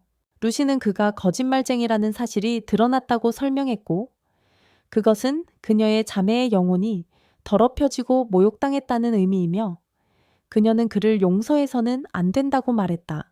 루시는 그녀에게 그를 대면하고 그가 거짓말을 하고 있는지 알아보겠다고 말했다. 그녀는 만약 그가 거짓말쟁이고 그가 정직하다면 미위에게 5천만 원을 주겠다고 말하며 그의 이름을 다시 물었다. 미위는 그의 이름이 샤프크라고 말했다. 루시는 미위에게 그를 데려가 달라고 요청했다. 펄리는 지금 가는 거냐고 물었다. 알리시아는 미위가 오랫동안 숨지 않으면 조심해야 한다고 말하며 지금이 적절한 때라고 동의했다. 알리시아는 루시에게 함께 가겠다고 말했다. 루시는 알리시아에게 그녀와 기사들이 너무 눈에 띈다고 말하며 펄리를 데려가겠다고 알렸다. 펄리는 루시에게 다가가서 물었다. 루시는 미위에게 자신과 여동생이 이렇게 오래 느꼈다면 미위가 어떻게 반응했냐고 물었고 미위는 그래서 뭐 어쩌라고 라고 대답했다. 그녀는 고향에 많은 것들이 있다고 알렸다. 걷기를 계속한 후 루시는 미위에게 도착했는지 물었다. 미위는 왼쪽으로 돌자고 했고 도착했을 때 펄이는 진짜 칼을 가져왔어야 했다고 말했으며 루시는 나무 칼도 충분할 거라고 대답하며 먼저 가라고 했다. 미위는 이 문은 열리지 않을 거라고 말하며 뒤쪽에 문이 있다고 알려주었다. 루시는 이게 큰 문제를 일으킬 거라며 문을 부셨다.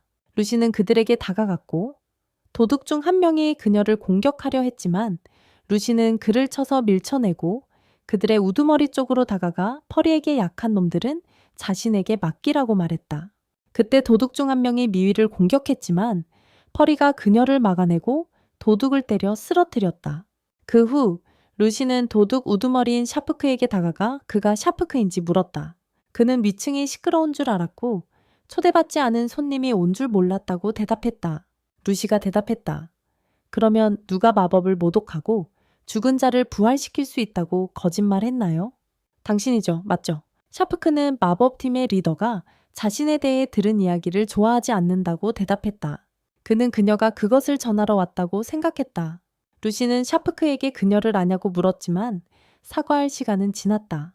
그때 샤프크는 루시에게 마법 공격을 가해 눈을 떨어뜨렸지만 루시는 재빨리 마법을 사용해 그것을 없앴다. 그녀는 샤프크에게 그도 강한 마법을 가지고 있다고 말했다.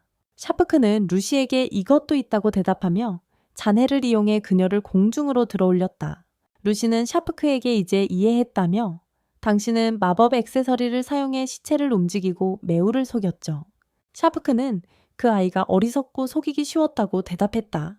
루시가 샤프크에게 불덩이를 던졌지만 그는 그것을 피했다.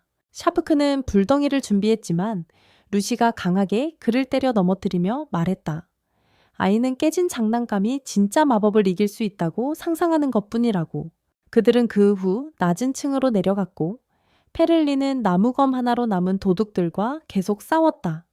이 모습에 뮤는 크게 놀랐다. 도둑 한 명이 다시 뮤를 공격하려 했지만 페를리가 그를 내려쳐 의식을 잃게 했다. 그 후 루시가 다가와서 이제 끝난 것 같다고 말했다. 페를리가 그래 라고 대답했고 그녀는 어떻냐고 물었다. 루시가 샤프크를 데리고 와서 그를 앞에 눕히며 살아있지만 잠시 움직일 수 없다고 말했다. 루시가 그에게 다시 이 마법을 시험해보고 싶지 않냐고 묻고 부활 마법이 존재하는지 물었다. 샤프크는 아니라고 답하며 그녀에게 혼자 내버려 달라고 했고 이 말에 뮤는 큰 충격을 받아 매우 슬퍼했다. 루시는 그들이 온 목적을 이루었으며 이 사람들을 데리고 가고 싶다고 말했고 시스템에 알려야 한다고 했다. 그녀는 메위가 죽은 자의 유해를 바라보는 동안 떠났다.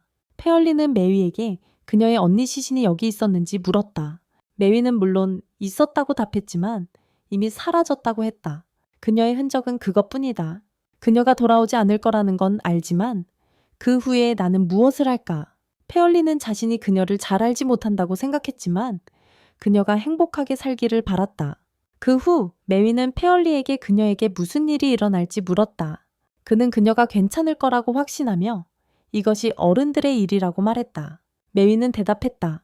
그런데 나를 친절히 대해주겠다고 했던 사람들은 어디 있느냐고. 모든 것이 내 이익을 위한 것이었지만 그들은 나와 내 언니를 착취하고 있었다. 펄리는 그런 어른들을 몇 명 안다고 했지만 모두 그런 건 아니고 설득력이 없어 보인다고 말했다. 미비가 펄리에게 무슨 일로 화가 났냐고 물었다. 그는 정말 모르겠다고 대답했다. 미비는 펄리에게 처음에는 그 남자에게 매우 화가 났고 마지막에 그가 말한 남자에게도 그랬다고 말했다. 펄리는 그 남자의 얼굴이 짜증나서 공격했다고 답했다. 그 후 데로우와 알리시아가 와서 펄리와 루시에게 마차에 태워줘서 고맙다고 말했다.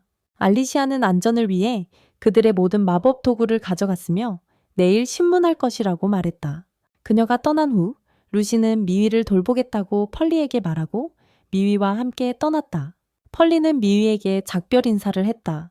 그 후 이상한 남자가 나타나 샤프크를 때려 죽였다. 그 후 우리는 이 악한 남자의 봉어지로 이동했고 그의 상사인 사제는 샤프크가 그가 요청한 모든 일을 완벽하게 해냈다고 말하며 이 재료들로 강력한 마법의 기적을 그의 손으로 다시 설계할 것이라고 사제에게 알렸습니다. 왕국의 훈련홀로 이동한 후 펄리가 훈련을 마치자 올시아가 그에게 다가와 샤프크에게 일어난 일에 대해 알렸습니다. 그들은 올시아의 사무실로 끌려갔고 그곳에서 몇 가지 마법 도구를 발견했으며 마법 군단이 이 사건을 조사하고 있었습니다. 그들은 도난당한 물품을 다른 장소로 옮겼지만 그 장소의 행방은 샤프크에게 알려지지 않아 그들을 찾을 수 없었습니다. 샤프크는 그를 매우 강력하게 만든 많은 마법 아이템을 소유하고 있었고 그 아이템들은 누군가에 의해 뒤에서 사용되고 있었습니다. 다음으로 우리는 대장간으로 이동하여 펄리가 그의 새로운 검을 받았고 그것에 매료되었습니다. 그들은 그것을 시험해 보기 위해 홀로 이동했지만 루시는 펄리를 기다리고 있었고 그에게 그녀의 집으로 함께 가서 이야기해 달라고 요청했습니다.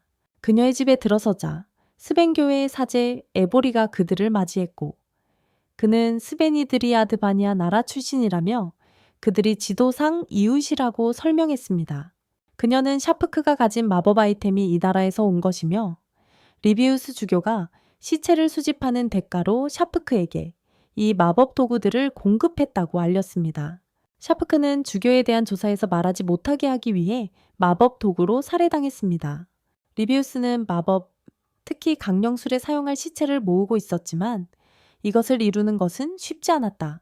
그는 북부 지구의 스벤교회에 있었기 때문에 잡기 쉽지 않았지만 지금은 그 지역에 있었고 증언을 위해 소환된 상태였다. 그가 증언 전에 도망치면 이후에 잡히지 않을 것이다. 수사가 그에 대해 어떤 혐의를 밝혀내면 그는 체포되어야 하며 이는 마법당과 스벤교회 간의 국제전쟁으로 번질 수 있다. 성직자들 중 누구도 그의 높은 계급 때문에 주교를 통제할 수 없었지만 버를레는 쉽게 움직여 그를 잡을 수 있었고 모든 준비가 끝나 있었다. 그가 이 모든 범죄를 저질렀다면 주교는 처벌받아야 하며 무이의 누이 시체를 포함한 그가 납치한 모든 시체를 회수해야 했다. 무이는 그녀의 상실에 매우 슬퍼했고 혼자가 되었다. 버를레는 이에 동의했고 그의 동의에 대한 대가로 사제와 루시에게서 보상을 받기로 했다. 그가 집을 떠날 때 그녀가 필요한 물건을 사러 오는 무이를 만났다. 무이는 여전히 잘 대우받고 있었고 그녀는 놀랐다. 왜 이렇게 친절하게 대하는지 궁금해했다. 하지만 이것이 어른들이 서로 대하는 방식이었고 무이는 이전에 버를레에게서 많은 돈을 받고 훔쳤던 것에 분노했다. 그녀는 루시의 사설 마법 학교에 들어갔고 그들은 그녀를 돌봐주었으며 이는 그녀에게는 압도적으로 느껴졌다. 버를은 그녀에게 그녀가 어린아이이며 이렇게 대우받아야 한다고 설명했다. 그는 그녀가 이전에 이런 대우를 받아본 적이 없고 샤프크에게 가혹하게 대우받았다는 것을 알고 있었다. 하지만 무이는 어린아이처럼 대우받고 싶지 않았다. 이전처럼 성인들이 그녀를 속이거나 착취하려 하지 않았다. 그녀는 자신이 그들을 위해 아무것도 하지 않았기 때문에 이것이 그녀에게 불공평하다고 느꼈다. 버를은 그녀가 밝은 미래를 누릴 자격이 있다고 분명히 했지만 무이는 과거의 삶 때문에 버를을 믿기가 쉽지 않았다. 그 후 버를은 떠나며 무이에게 작별 인사를 하고 주교의 위치로 향했다. 그는 주교가 도망치려는 것을 발견했다. 그가 그를 막고 조사가 끝날 때까지 붙잡으려 들어갔지만 주교의 경호원들이 강화된 힘으로 그를 공격하며 방해했다. 버를을 사방에서 둘러쌌다. 그가 이 검을 사용하는 것은 처음이었고 한 번의 타격으로 경비병 중 한 명을 쓰러뜨리면서 매우 날카롭다는 것을 증명했다. 그는 한동안 실제 결투를 하지 않았지만 경비병들이 동시에 그를 공격해왔다. 갑자기 피스와 카로니가 나타나 그를 방어하며 경비병들을 밀어내고 동시에 경비병들과 싸웠다. 그들은 우연히 그 지역을 지나가고 있었고 피스는 마법을 사용해 경비병들을 처치했고 카로니는 그녀의 힘으로 도왔다. 버를은 한 명의 경비병을 쓰러뜨렸지만 그들의 마법력이 몸에서 빠져나가자 버를은 놀랐다. 더 많은 경비병들이 그들에게 다가왔지만 버를은 경비병들을 카로니와 피스에게 맡기고 주교를 잡아 도망을 막으러 갔다. 버를이 주교와 그의 바디가드 시부르에게 다가가자 주교는 그의 강령술 마법의 일부가 담긴 주문을 외웠다. 죽은 자들이 무덤에서 일어나 버를을 둘러쌌고 그는 목걸이로 그녀를 알아본 뮤이의 여동생도 포함되었다. 주교는 언데드들이 버를을 공격하는 동안 시버와 함께 도망쳤다. 다른 선택의 여지가 없던 베를레는 최선을 다해 저항했다. 간신히 탈출하려던 순간 언데드 중 하나가 그를 붙잡았지만 그는 목을 베어버려서 이 방법으로 언데드를 처리할 수 있다는 것을 알게 되었다. 그는 무이의 언니를 제외한 모든 언데드를 목을 베었다. 그녀도 그를 죽이기 위해 다가오고 있었지만 그는 먼저 그녀를 끌어안았고 그 후 목을 베어냈다. 이 일로 그는 매우 슬퍼했고 울었다. 그때 시부르가 베를레에게 다가와 싸울 준비를 하며 자신에게 주문을 걸었다. 샤버는 힘껏 베를레에게 돌진하며 강한 일격을 여러 번 날려 베를레의 팔에 상처를 입혔다. 샤버는 매우 강력했으며 다루트와 시안드라보다 뛰어난 기술을 보여줬다. 하지만 그와 같은 사람은 잡혀야 했다. 그는 다른 사람들의 삶에 간섭하고 있었기 때문이다. 베를레는 샤버를 공격했고 그의 공격 하나를 피하며 샤버의 팔도 다치게 했다. 그러나 샤버는 저주받은 단검으로 자신을 찔러 힘을 끌어올리고 상처를 치유했다. 그는 배를 공격해 여러 차례 타격을 가해 상처를 입혔지만 포기하지 않고 이 싸움에서 질 수 없다는 생각에 분노했다. 샤버가 다시 공격했을 때 베를은 완전히 준비되어 그의 공격을 피하고 연속으로 2번 타격해 샤버를 땅에 쓰러뜨렸다. 샤버는 다시 일어나 베를에게 돌진했지만 그때 이상한 일이 일어났다. 샤버의 온몸에서 피가 쏟아지기 시작했다. 그의 눈은 붉게 변했고 눈에서도 피가 흘러나왔다. 싸울 수 없는 상태임에도 불구하고 그는 주교가 원했던 마법의 성공을 위해서만 천천히 베르를 향해 나아가 공격하려 했다. 그가 검을 들어 싸우려 했지만 내릴 수 없었고 검은 땅에 떨어졌다. 그 후 샤버는 바닥에 쓰러져 죽었다. 베를은 주교를 찾으러 갔지만 카로니와 피스가 그를 제압하고 묻고 있는 것을 발견했다. 주교는 샤버가 죽었다는 사실을 알고도 슬퍼하지 않았으며 시신을 건드리지 말아야 가족들이 제대로 애도할 수 있다고 믿었다. 그는 자신이 한 일이 옳다고 생각했고 죽은 자의 마법이 세상을 구할 것이라 믿었다. 스벤 교회가 죽은 자의 마법을 통해 권력을 얻지 못하면 세상이 파괴될 수 있다고 믿었으며 이 마법이 무엇보다 중요하다고 여겼다. 그것이 그들의 인생 사명이었다. 다음은 루시의 집으로 장면이 바뀌는데 베를은 뮤이를 도울 수 없어 슬퍼한다. 하지만 루시는 베를에게 여관 대신 살 수 있는 집을 보상으로 주었다. 베를은 원래 집을 찾고 있었다. 그가 집에 들어서자 뮤이가 청소하고 있었고 그녀가 마법 핵을 위한 살인 마법 학교에 입학할 것임을 알게 되었다. 하지만 그녀는 학교에 들어가기 위해 보호자가 필요했기에 베를과 같은 집에서 살게 되었다. 베를이 서류상 그녀의 보호자가 되어 함께 이 집에서 살게 된 것이다. 뮤이가 원하지 않으면 루시의 집에서 살아도 된다고 했다. 뮤이는 그가 자신을 위해 많은 일을 했고 좋은 어른 중 한 명임을 알고 베를의 집에서 살기로 동의했다. 그녀는 방 하나를 골라 들어갔고 그로 인해 베를은 행복해했다. 우리는 작은 정원과 흐르는 물, 욕실이 있는 베를의 새 집으로 이동한다. 이 높은 취향은 루시 덕분이다. 그 후 베를은 아침 식사를 준비했지만 집에 들어온 지 겨우 5일밖에 되지 않아 아직 익숙하지 않았다. 음식을 다 준비해 식탁에 올려놓자 뮤이가 와서 앉아 식사를 시작했다.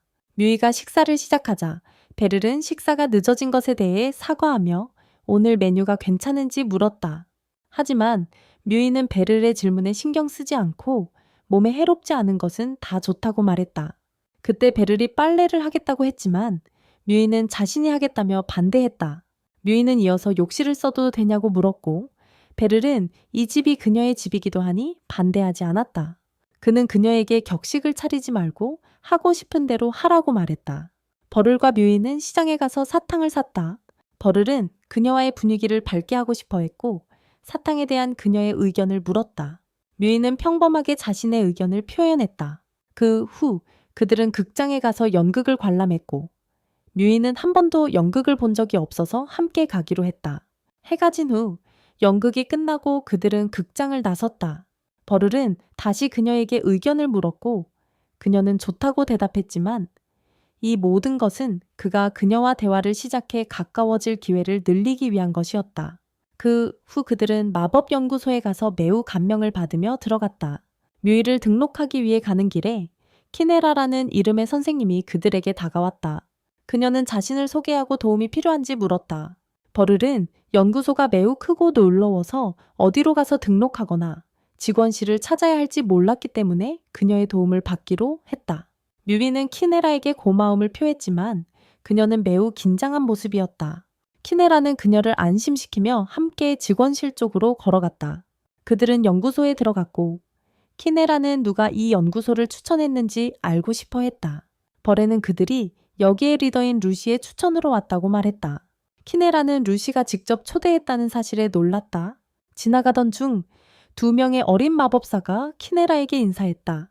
벌에는 여기 사람들은 모두 예의 바르며 이 아이들이 앞으로 나라의 주요 마법사가 될 수도 있기 때문에 예절이 교육 과정에 포함되어 있다고 말했다. 벌에는 뮤비가 여기 적응할 수 있을지 궁금해 했다. 그들은 키네라의 방으로 이동했고 키네라는 루시, 즉 마법사들의 리더가 초대했기 때문에 능력 검사는 필요 없다고 말했다. 그러나 키네라는 뮤휘에게 어떤 전문 분야를 원하냐고 물었다. 그녀는 그녀에게 여러 가지 특별화 분야에 대해 이야기했고 대부분의 마법사들이 강점과 약점이 있다고 언급했어요. 하지만 뮤이는 불을 만들어내는 능력이 있어요. 키네라는 그녀에게 공격 마법을 선택했는데 그녀에게 적합하다고 생각했어요. 그녀는 마법에 대해 무지한 그들에게 설명하며 5가지 시스템에 대해 이야기했고 불생성 마법은 공격 마법이라고 말했어요. 또한 뮤이가 공동 기숙사에 머물고 싶은지 물어봤어요. 공동 기숙사는 시골 지역과 인근 지역 학생들이 머무는 곳이에요. 그들은 그것을 보기 위해 공동 기숙사로 이동했어요. 학생들이 수업 중이어서 빈 곳이었고 이로 인해 뮤이는 그 크기와 깨끗함에 놀라워했어요. 그녀는 그들에게 전체 장소를 안내했어요. 수영장이 있었는데 뮤이를 매우 기쁘게 경마했고 잠자는 방도 있었어요. 미위의 놀라움은 끝이 없었고 바를리의 놀라움도 마찬가지였다. 그들은 집으로 돌아가기 전에 점심을 먹으러 갔다. 걷는 동안 바를리는 미위를 공동 거주지로 옮기는 것에 대해 생각했지만 다른 학생들과의 적응에 대해 망설였다. 그는 그녀와 더 오랜 시간 함께 사는 것이 더 좋을 것이라고 생각했다. 그런 다음 바를리는 미위에게 무엇을 먹고 싶은지 물었지만 그녀는 평소처럼 아무거나 괜찮다고 말했다. 바를리는 소시지를 파는 식당을 가리키며 그녀의 의견을 물었다. 미위는 동의했다. 그들이 들어갔을 때 식당은 붐비고 있었고 바를리는 다른 곳으로 가자고 제안했다. 알레산드라가 식당에 있었고 바를리에게 손짓하며 자신의 테이블을 함께 하자고 했다. 바를리는 거절하지 않고 그녀와 함께 앉았고 미위도 함께 했다. 그가 앉았을 때 베일리는 알레산드에게 세검에 대해 감사하며 그녀가 발더에게 이 요청을 했다고 말했다. 하지만 알레산드라의 대답은 그가 그럴 자격이 있기 때문에 이렇게 되어야 한다는 것이었다. 그때 알레산드라는 베일리에게 뮤이에 대해 물었지만 베일리는 어디서부터 시작해야 할지 몰랐다. 그는 뮤이를 알레산드에게 이름으로 소개했다. 그런 다음 알레산드라는 뮤이에게 자신을 소개하며 베일리와 오랜 인연이 있다고 말했다. 알레산드라가 베일리가 뮤이의 보호자라는 사실을 알게 되었을 때 그녀는 놀라서 음료를 마시다가 숨이 막혔다. 하지만 알레산드라는 그들에게 미안하다고 말하며 이 일에 간섭할 권리가 없다고 말했다. 그때 음식이 나왔고 베일리는 먹기 시작하며 뮤이에게도 먹으라고 했다. 베일리는 요즘 일이 어떻게 진행되고 있는지 알레산드에게 물었다. 알레산드라는 이 시기에 수도 근처에서 괴물을 사냥하기 위한 많은 작전들에 대해 그에게 이야기했다. 계절 탓인지 몬스터가 별로 없다고 생각했는데 곧 마을에 사절단이 방문할 예정이라 몬스터들이 사냥당하고 있다는 사실에 놀랐다. 베어리에게는 몰랐던 일이었다. 이것은 동맹국 간의 연례회의로 방문 기간 동안 공공 안전을 위해 길드가 지역 전체에서 몬스터를 쫓아내라는 요청이 있었다. 이로 인해 베어리는 심지어 모험가들도 그들의 나라와 연관이 있냐고 물었다. 그들이 끝내고 식당을 나서자 베어리는 시스템에 들러야 하니 집에 가자고 뮤이에게 말했다. 그 후 베어리는 뮤이가 마법연구소에 다니기 때문에 그녀를 격려해달라고 알레산드에게 부탁했다.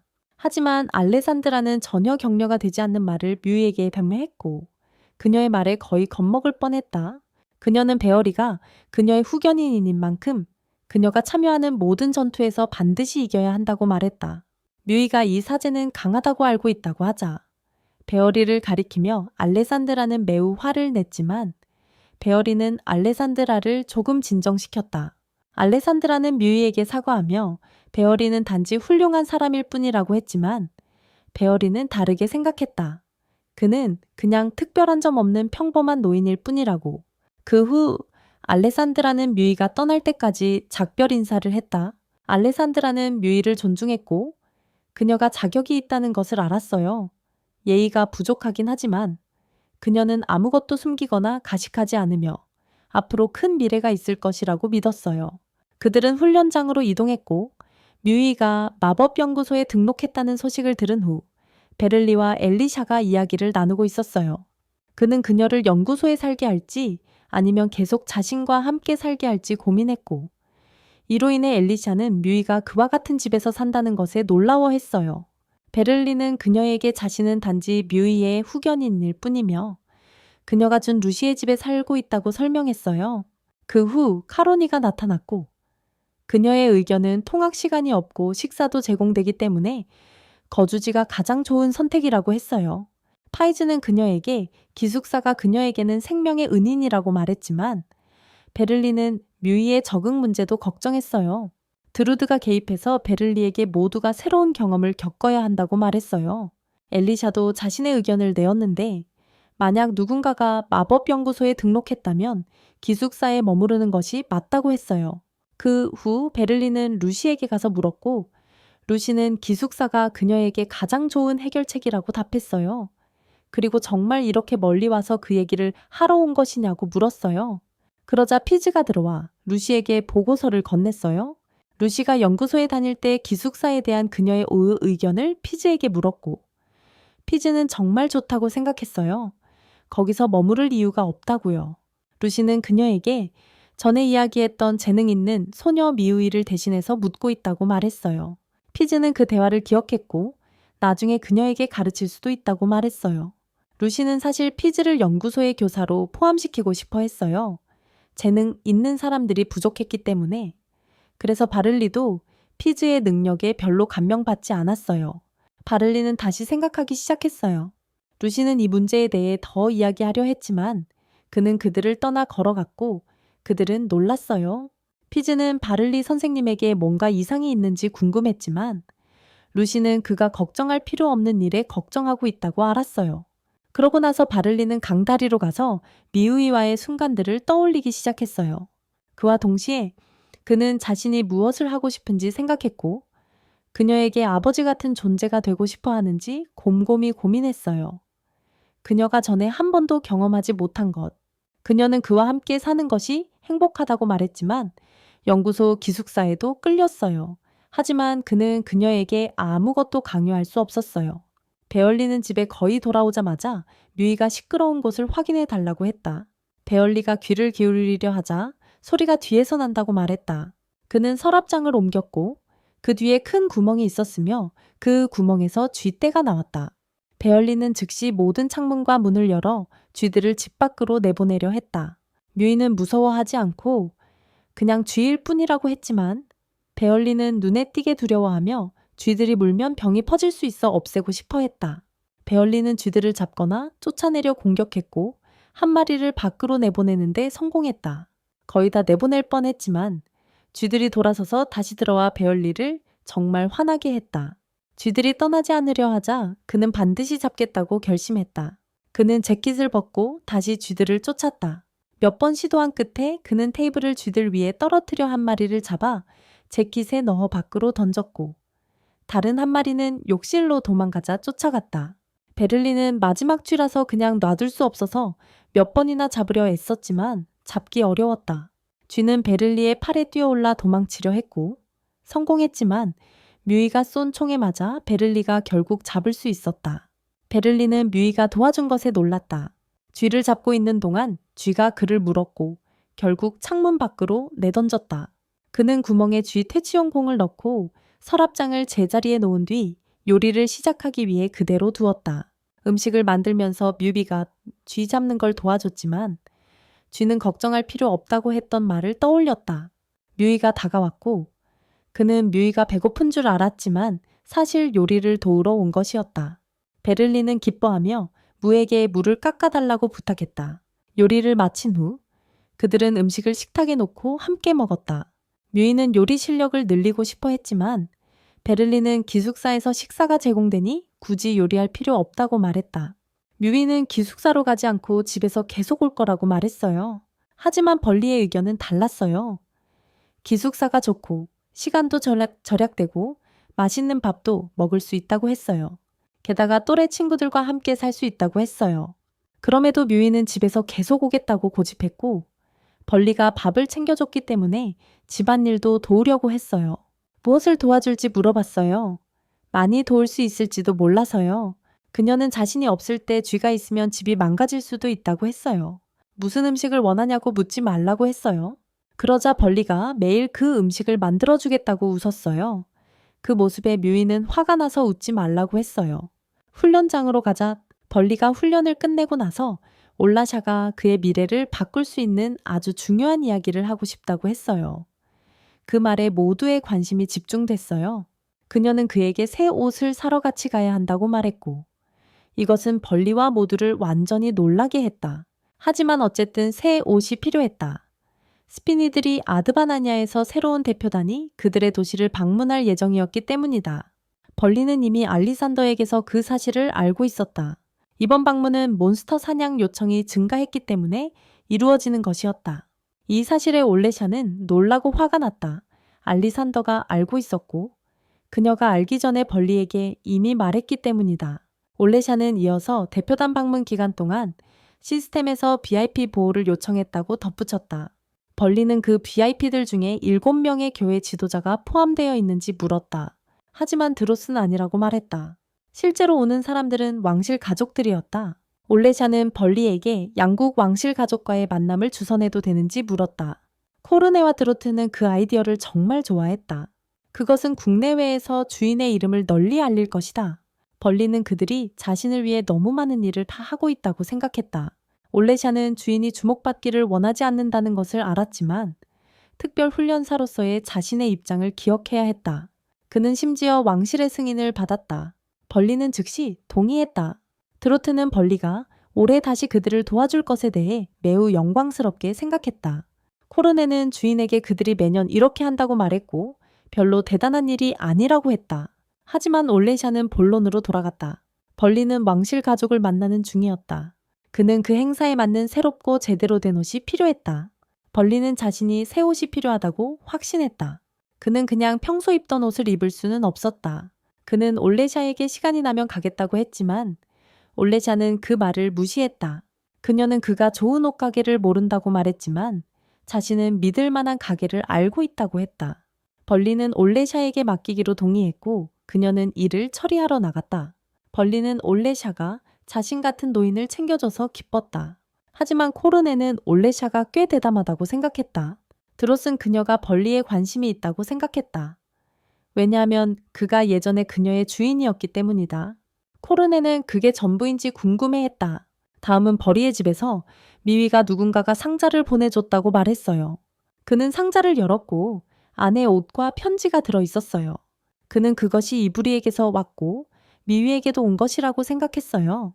하지만 미위는 옷의 스타일이 마음에 들지 않았어요. 그래도 옷이 많았기 때문에 벌리는 그녀에게 원하는 것을 고르라고 했어요. 그들은 저녁을 먹었어요. 식사하는 동안 벌리는 내일 올레샤와 함께 옷을 사러 갈 것이라고 말했어요. 그는 그녀에게 같이 가고 싶냐고 물었지만 미위는 거절했어요.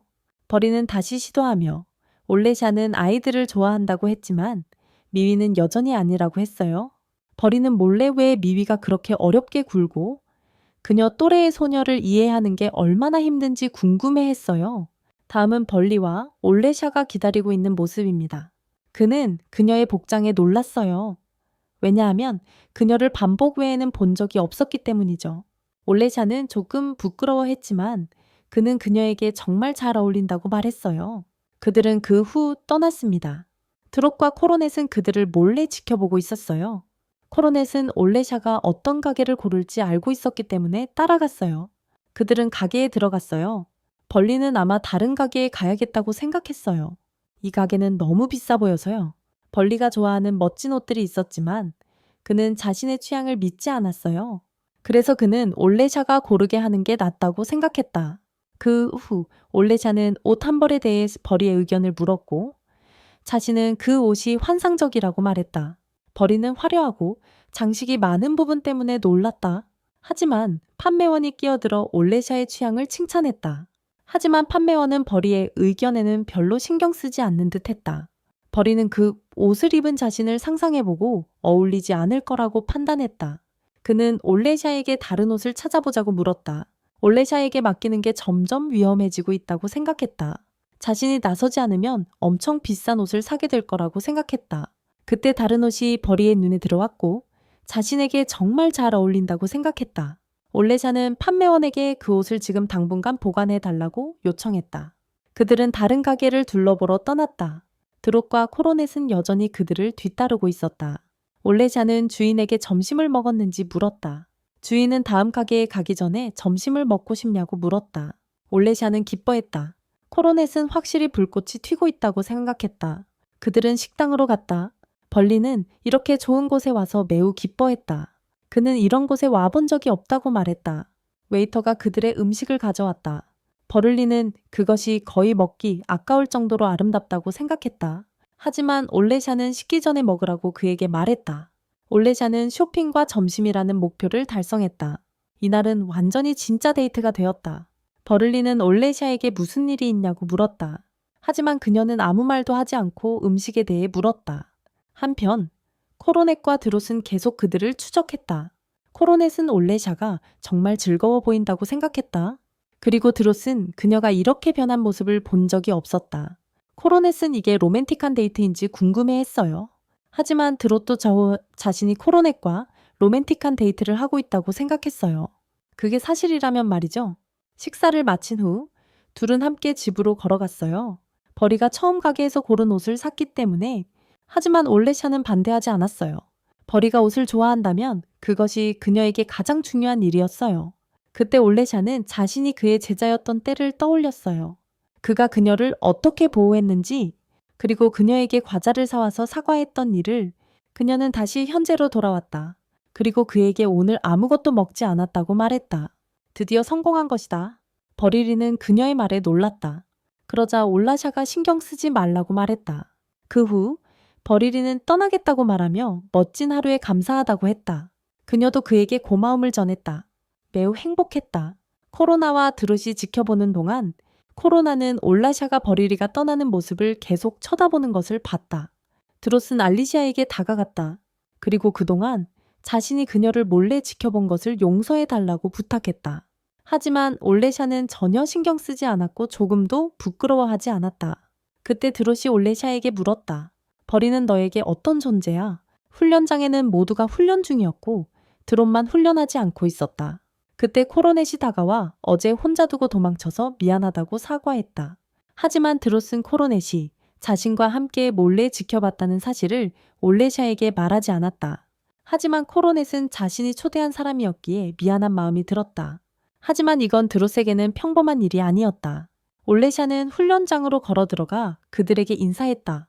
하지만 코로넷은 올레샤를 보자마자 재빨리 훈련하러 달려갔다. 올레샤는 이에 놀랐다.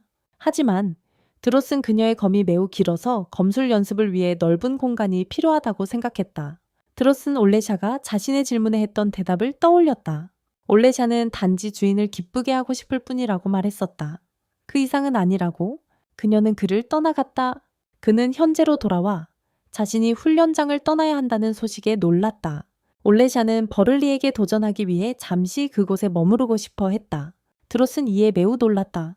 하지만 올레샤는 드롯에게 누구도 벌리의 실력을 의심하지 않는다고 설명했어요. 하지만 그녀는 이번 경기가 그가 왕실 가족을 만나기 전에 확실히 자리 잡는 계기가 될 것이라고 생각했어요.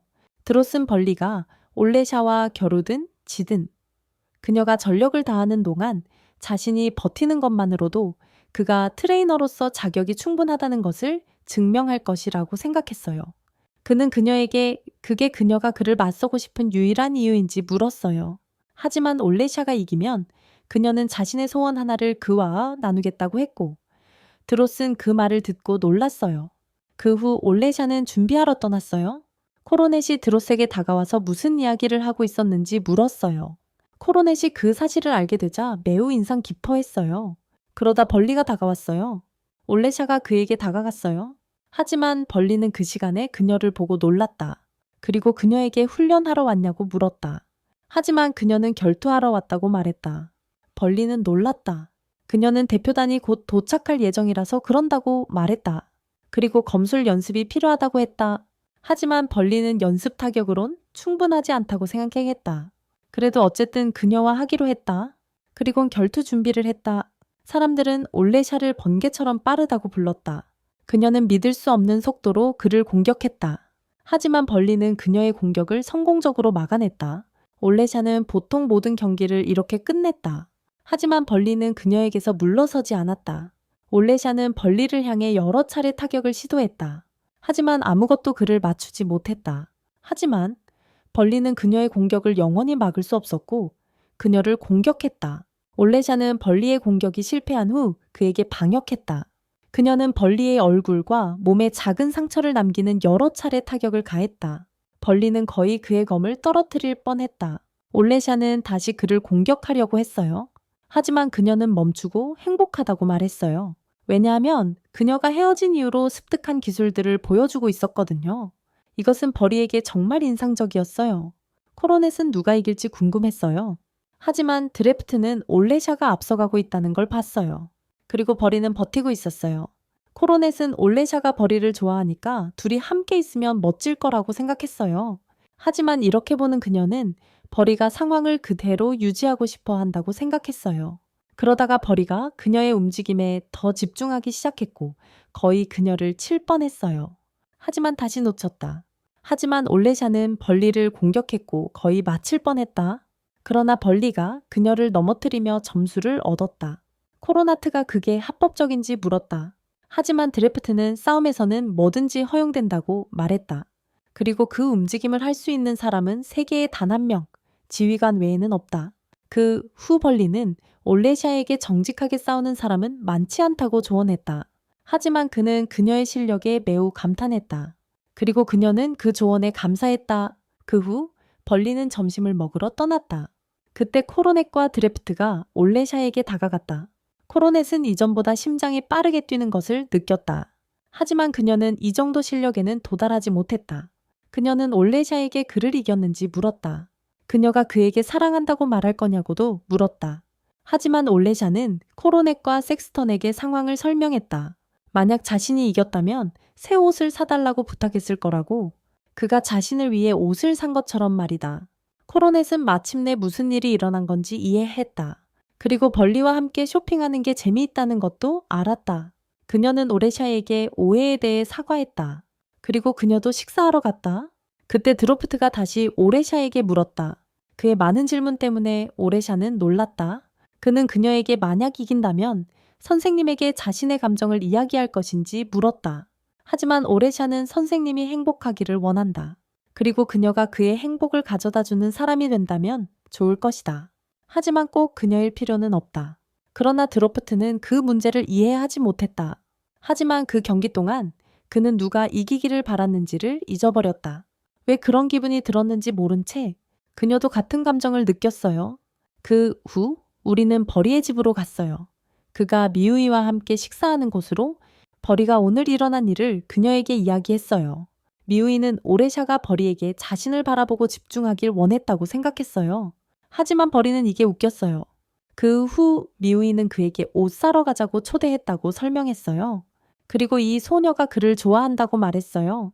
하지만 벌리는 미우이의 대화를 가로막았어요. 그녀는 그의 제자이니까요. 그리고 나이 차이가 크니까요. 미우이는 벌리가 사소한 이유에 집착하고 있다는 것을 보았다. 훈련장으로 가자. 벌리가 훈련을 마친 후 올레샤는 그의 미래를 바꿀 수 있는 매우 중요한 이야기를 하고 싶다고 말했다. 모두의 관심을 끌었다. 그녀는 그에게 새 옷을 사러 가야 한다고 말했다. 이는 벌리와 모두를 완전히 놀라게 했다. 하지만 어쨌든 새 옷은 필요했다. 왜냐하면 스피니들이 아드바나니아의 새로운 대표단이 그들의 도시를 방문하기로 되어 있었기 때문이다. 벌리는 알레산더에게서 이미 그것에 대해 알고 있었다. 이번 방문은 몬스터 사냥 요청이 증가했기 때문에 이루어졌다.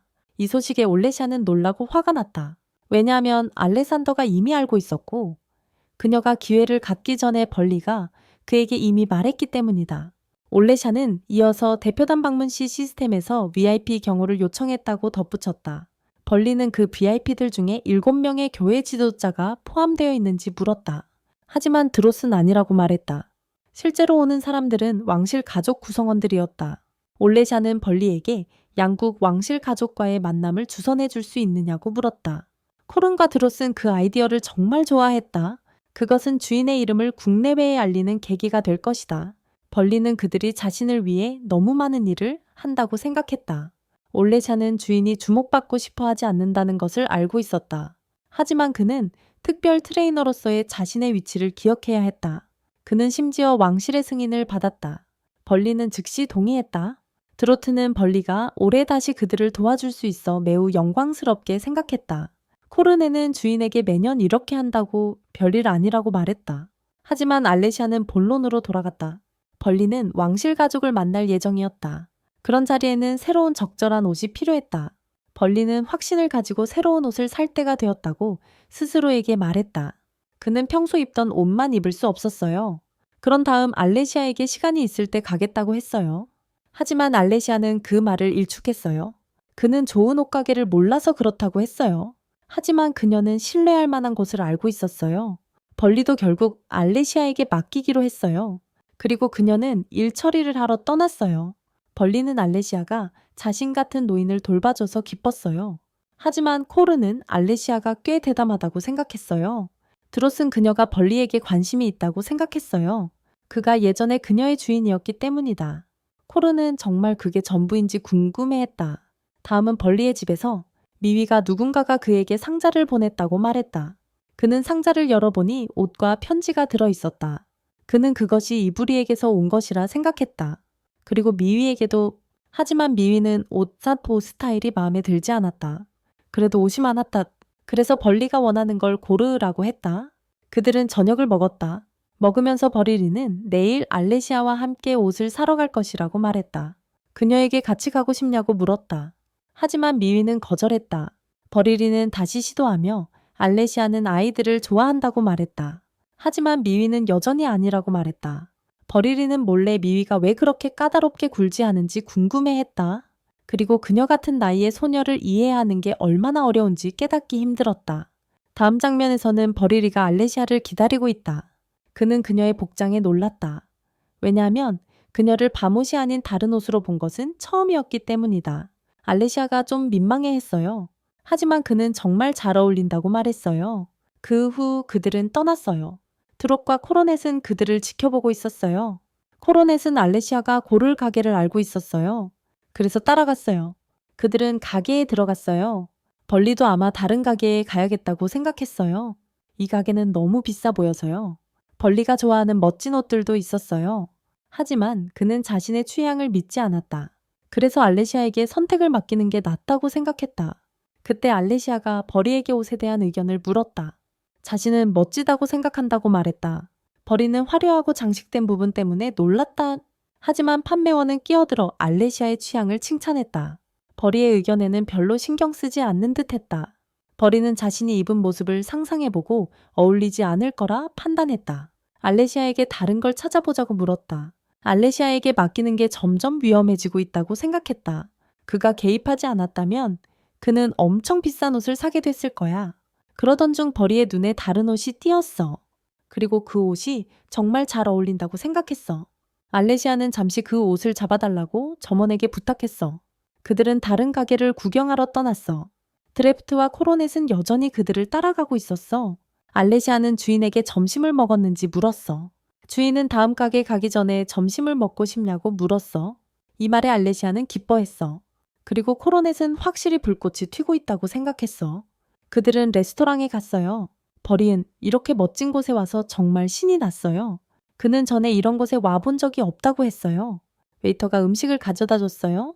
벌리에게는 정말 멋지게 보여서 거의 먹기 아까울 정도였어요. 하지만 알레시아는 차가워지기 전에 먹으라고 했어요. 알레시아는 목표를 달성했어요. 쇼핑과 점심, 이제 완전히 진짜 데이트가 된 거였어요. 벌리는 알레시아에게 무슨 일이 있냐고 물었어요. 하지만 그녀는 아무것도 말하지 않고 음식에 대해서만 물었다. 그동안 코로넷과 드래프트는 계속 그들을 추적했다. 코로넷은 알레시아가 정말 즐거워하는 것 같다고 생각했다. 그리고 드래프트는 그녀를 이렇게 본 적이 없었다. 코로넷은 이게 로맨틱한 데이트인지 궁금해졌다. 하지만 드래프트는 자신도 코로넷과 로맨틱한 데이트를 하고 있다고 생각했다. 그게 사실이라면 식사를 마친 후 그들은 함께 집으로 걸어갔다. 벌리의 첫 번째 가게에서 고른 첫 옷을 사서 하지만 알레시아는 이의를 제기하지 않았다. 버를리가 옷을 좋아하기만 하면 그게 그녀에게는 가장 중요한 일이었다. 알레시아는 그가 자신의 학생이었을 때를 기억했다.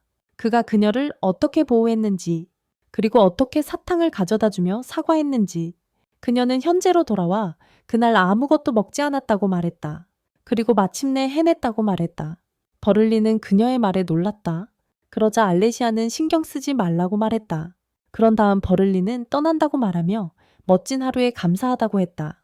그녀도 그에게 감사했다. 정말 행복했어요. 코로나와 드래프트가 지켜보는 동안 코로나는 알레시아가 버리에게서 멀어지며 계속 쳐다보는 걸 봤어요. 그 후 드래프트는 알레시아에게 다가가서 그동안 몰래 봤던 것에 대해 용서해 달라고 했어요. 하지만 알레시아는 전혀 신경 쓰지 않았고 전혀 부끄러워하지 않았어요. 그러고 나서 드래프트는 알레시아에게 물었어요. 버리에게 너는 어떤 사람이니? 훈련장에서는 모두 훈련 중이었고 드래프트만 제외였어요. 그때 코로나가 와서 어제 도망가서 혼자 남겨둔 것에 대해 사과했어요. 하지만 드래프트는 코로나가 함께 몰래 봤다는 사실을 알리지 않았어요. 하지만 코로나는 자신이 초대한 거였기 때문에 마음이 좀 찜찜했어요. 하지만 이것은 드로프트에게는 정상적이지 않았다. 알레시아가 훈련장에 들어와 그들에게 인사했다. 그러나 코로넷은 알레시아를 보고 빠르게 훈련하러 달려갔다. 알레시아는 이에 놀랐다. 하지만 드로프트는 그녀가 검 연습을 위해 많은 공간이 필요하다고 생각했다. 그녀의 검이 매우 길었기 때문이다. 드로프트는 알레시아가 자신의 질문에 대한 대답을 기억했다. 알레시아는 단지 자신의 스승을 행복하게 하고 싶다고 말했을 뿐 그 이상은 없었다.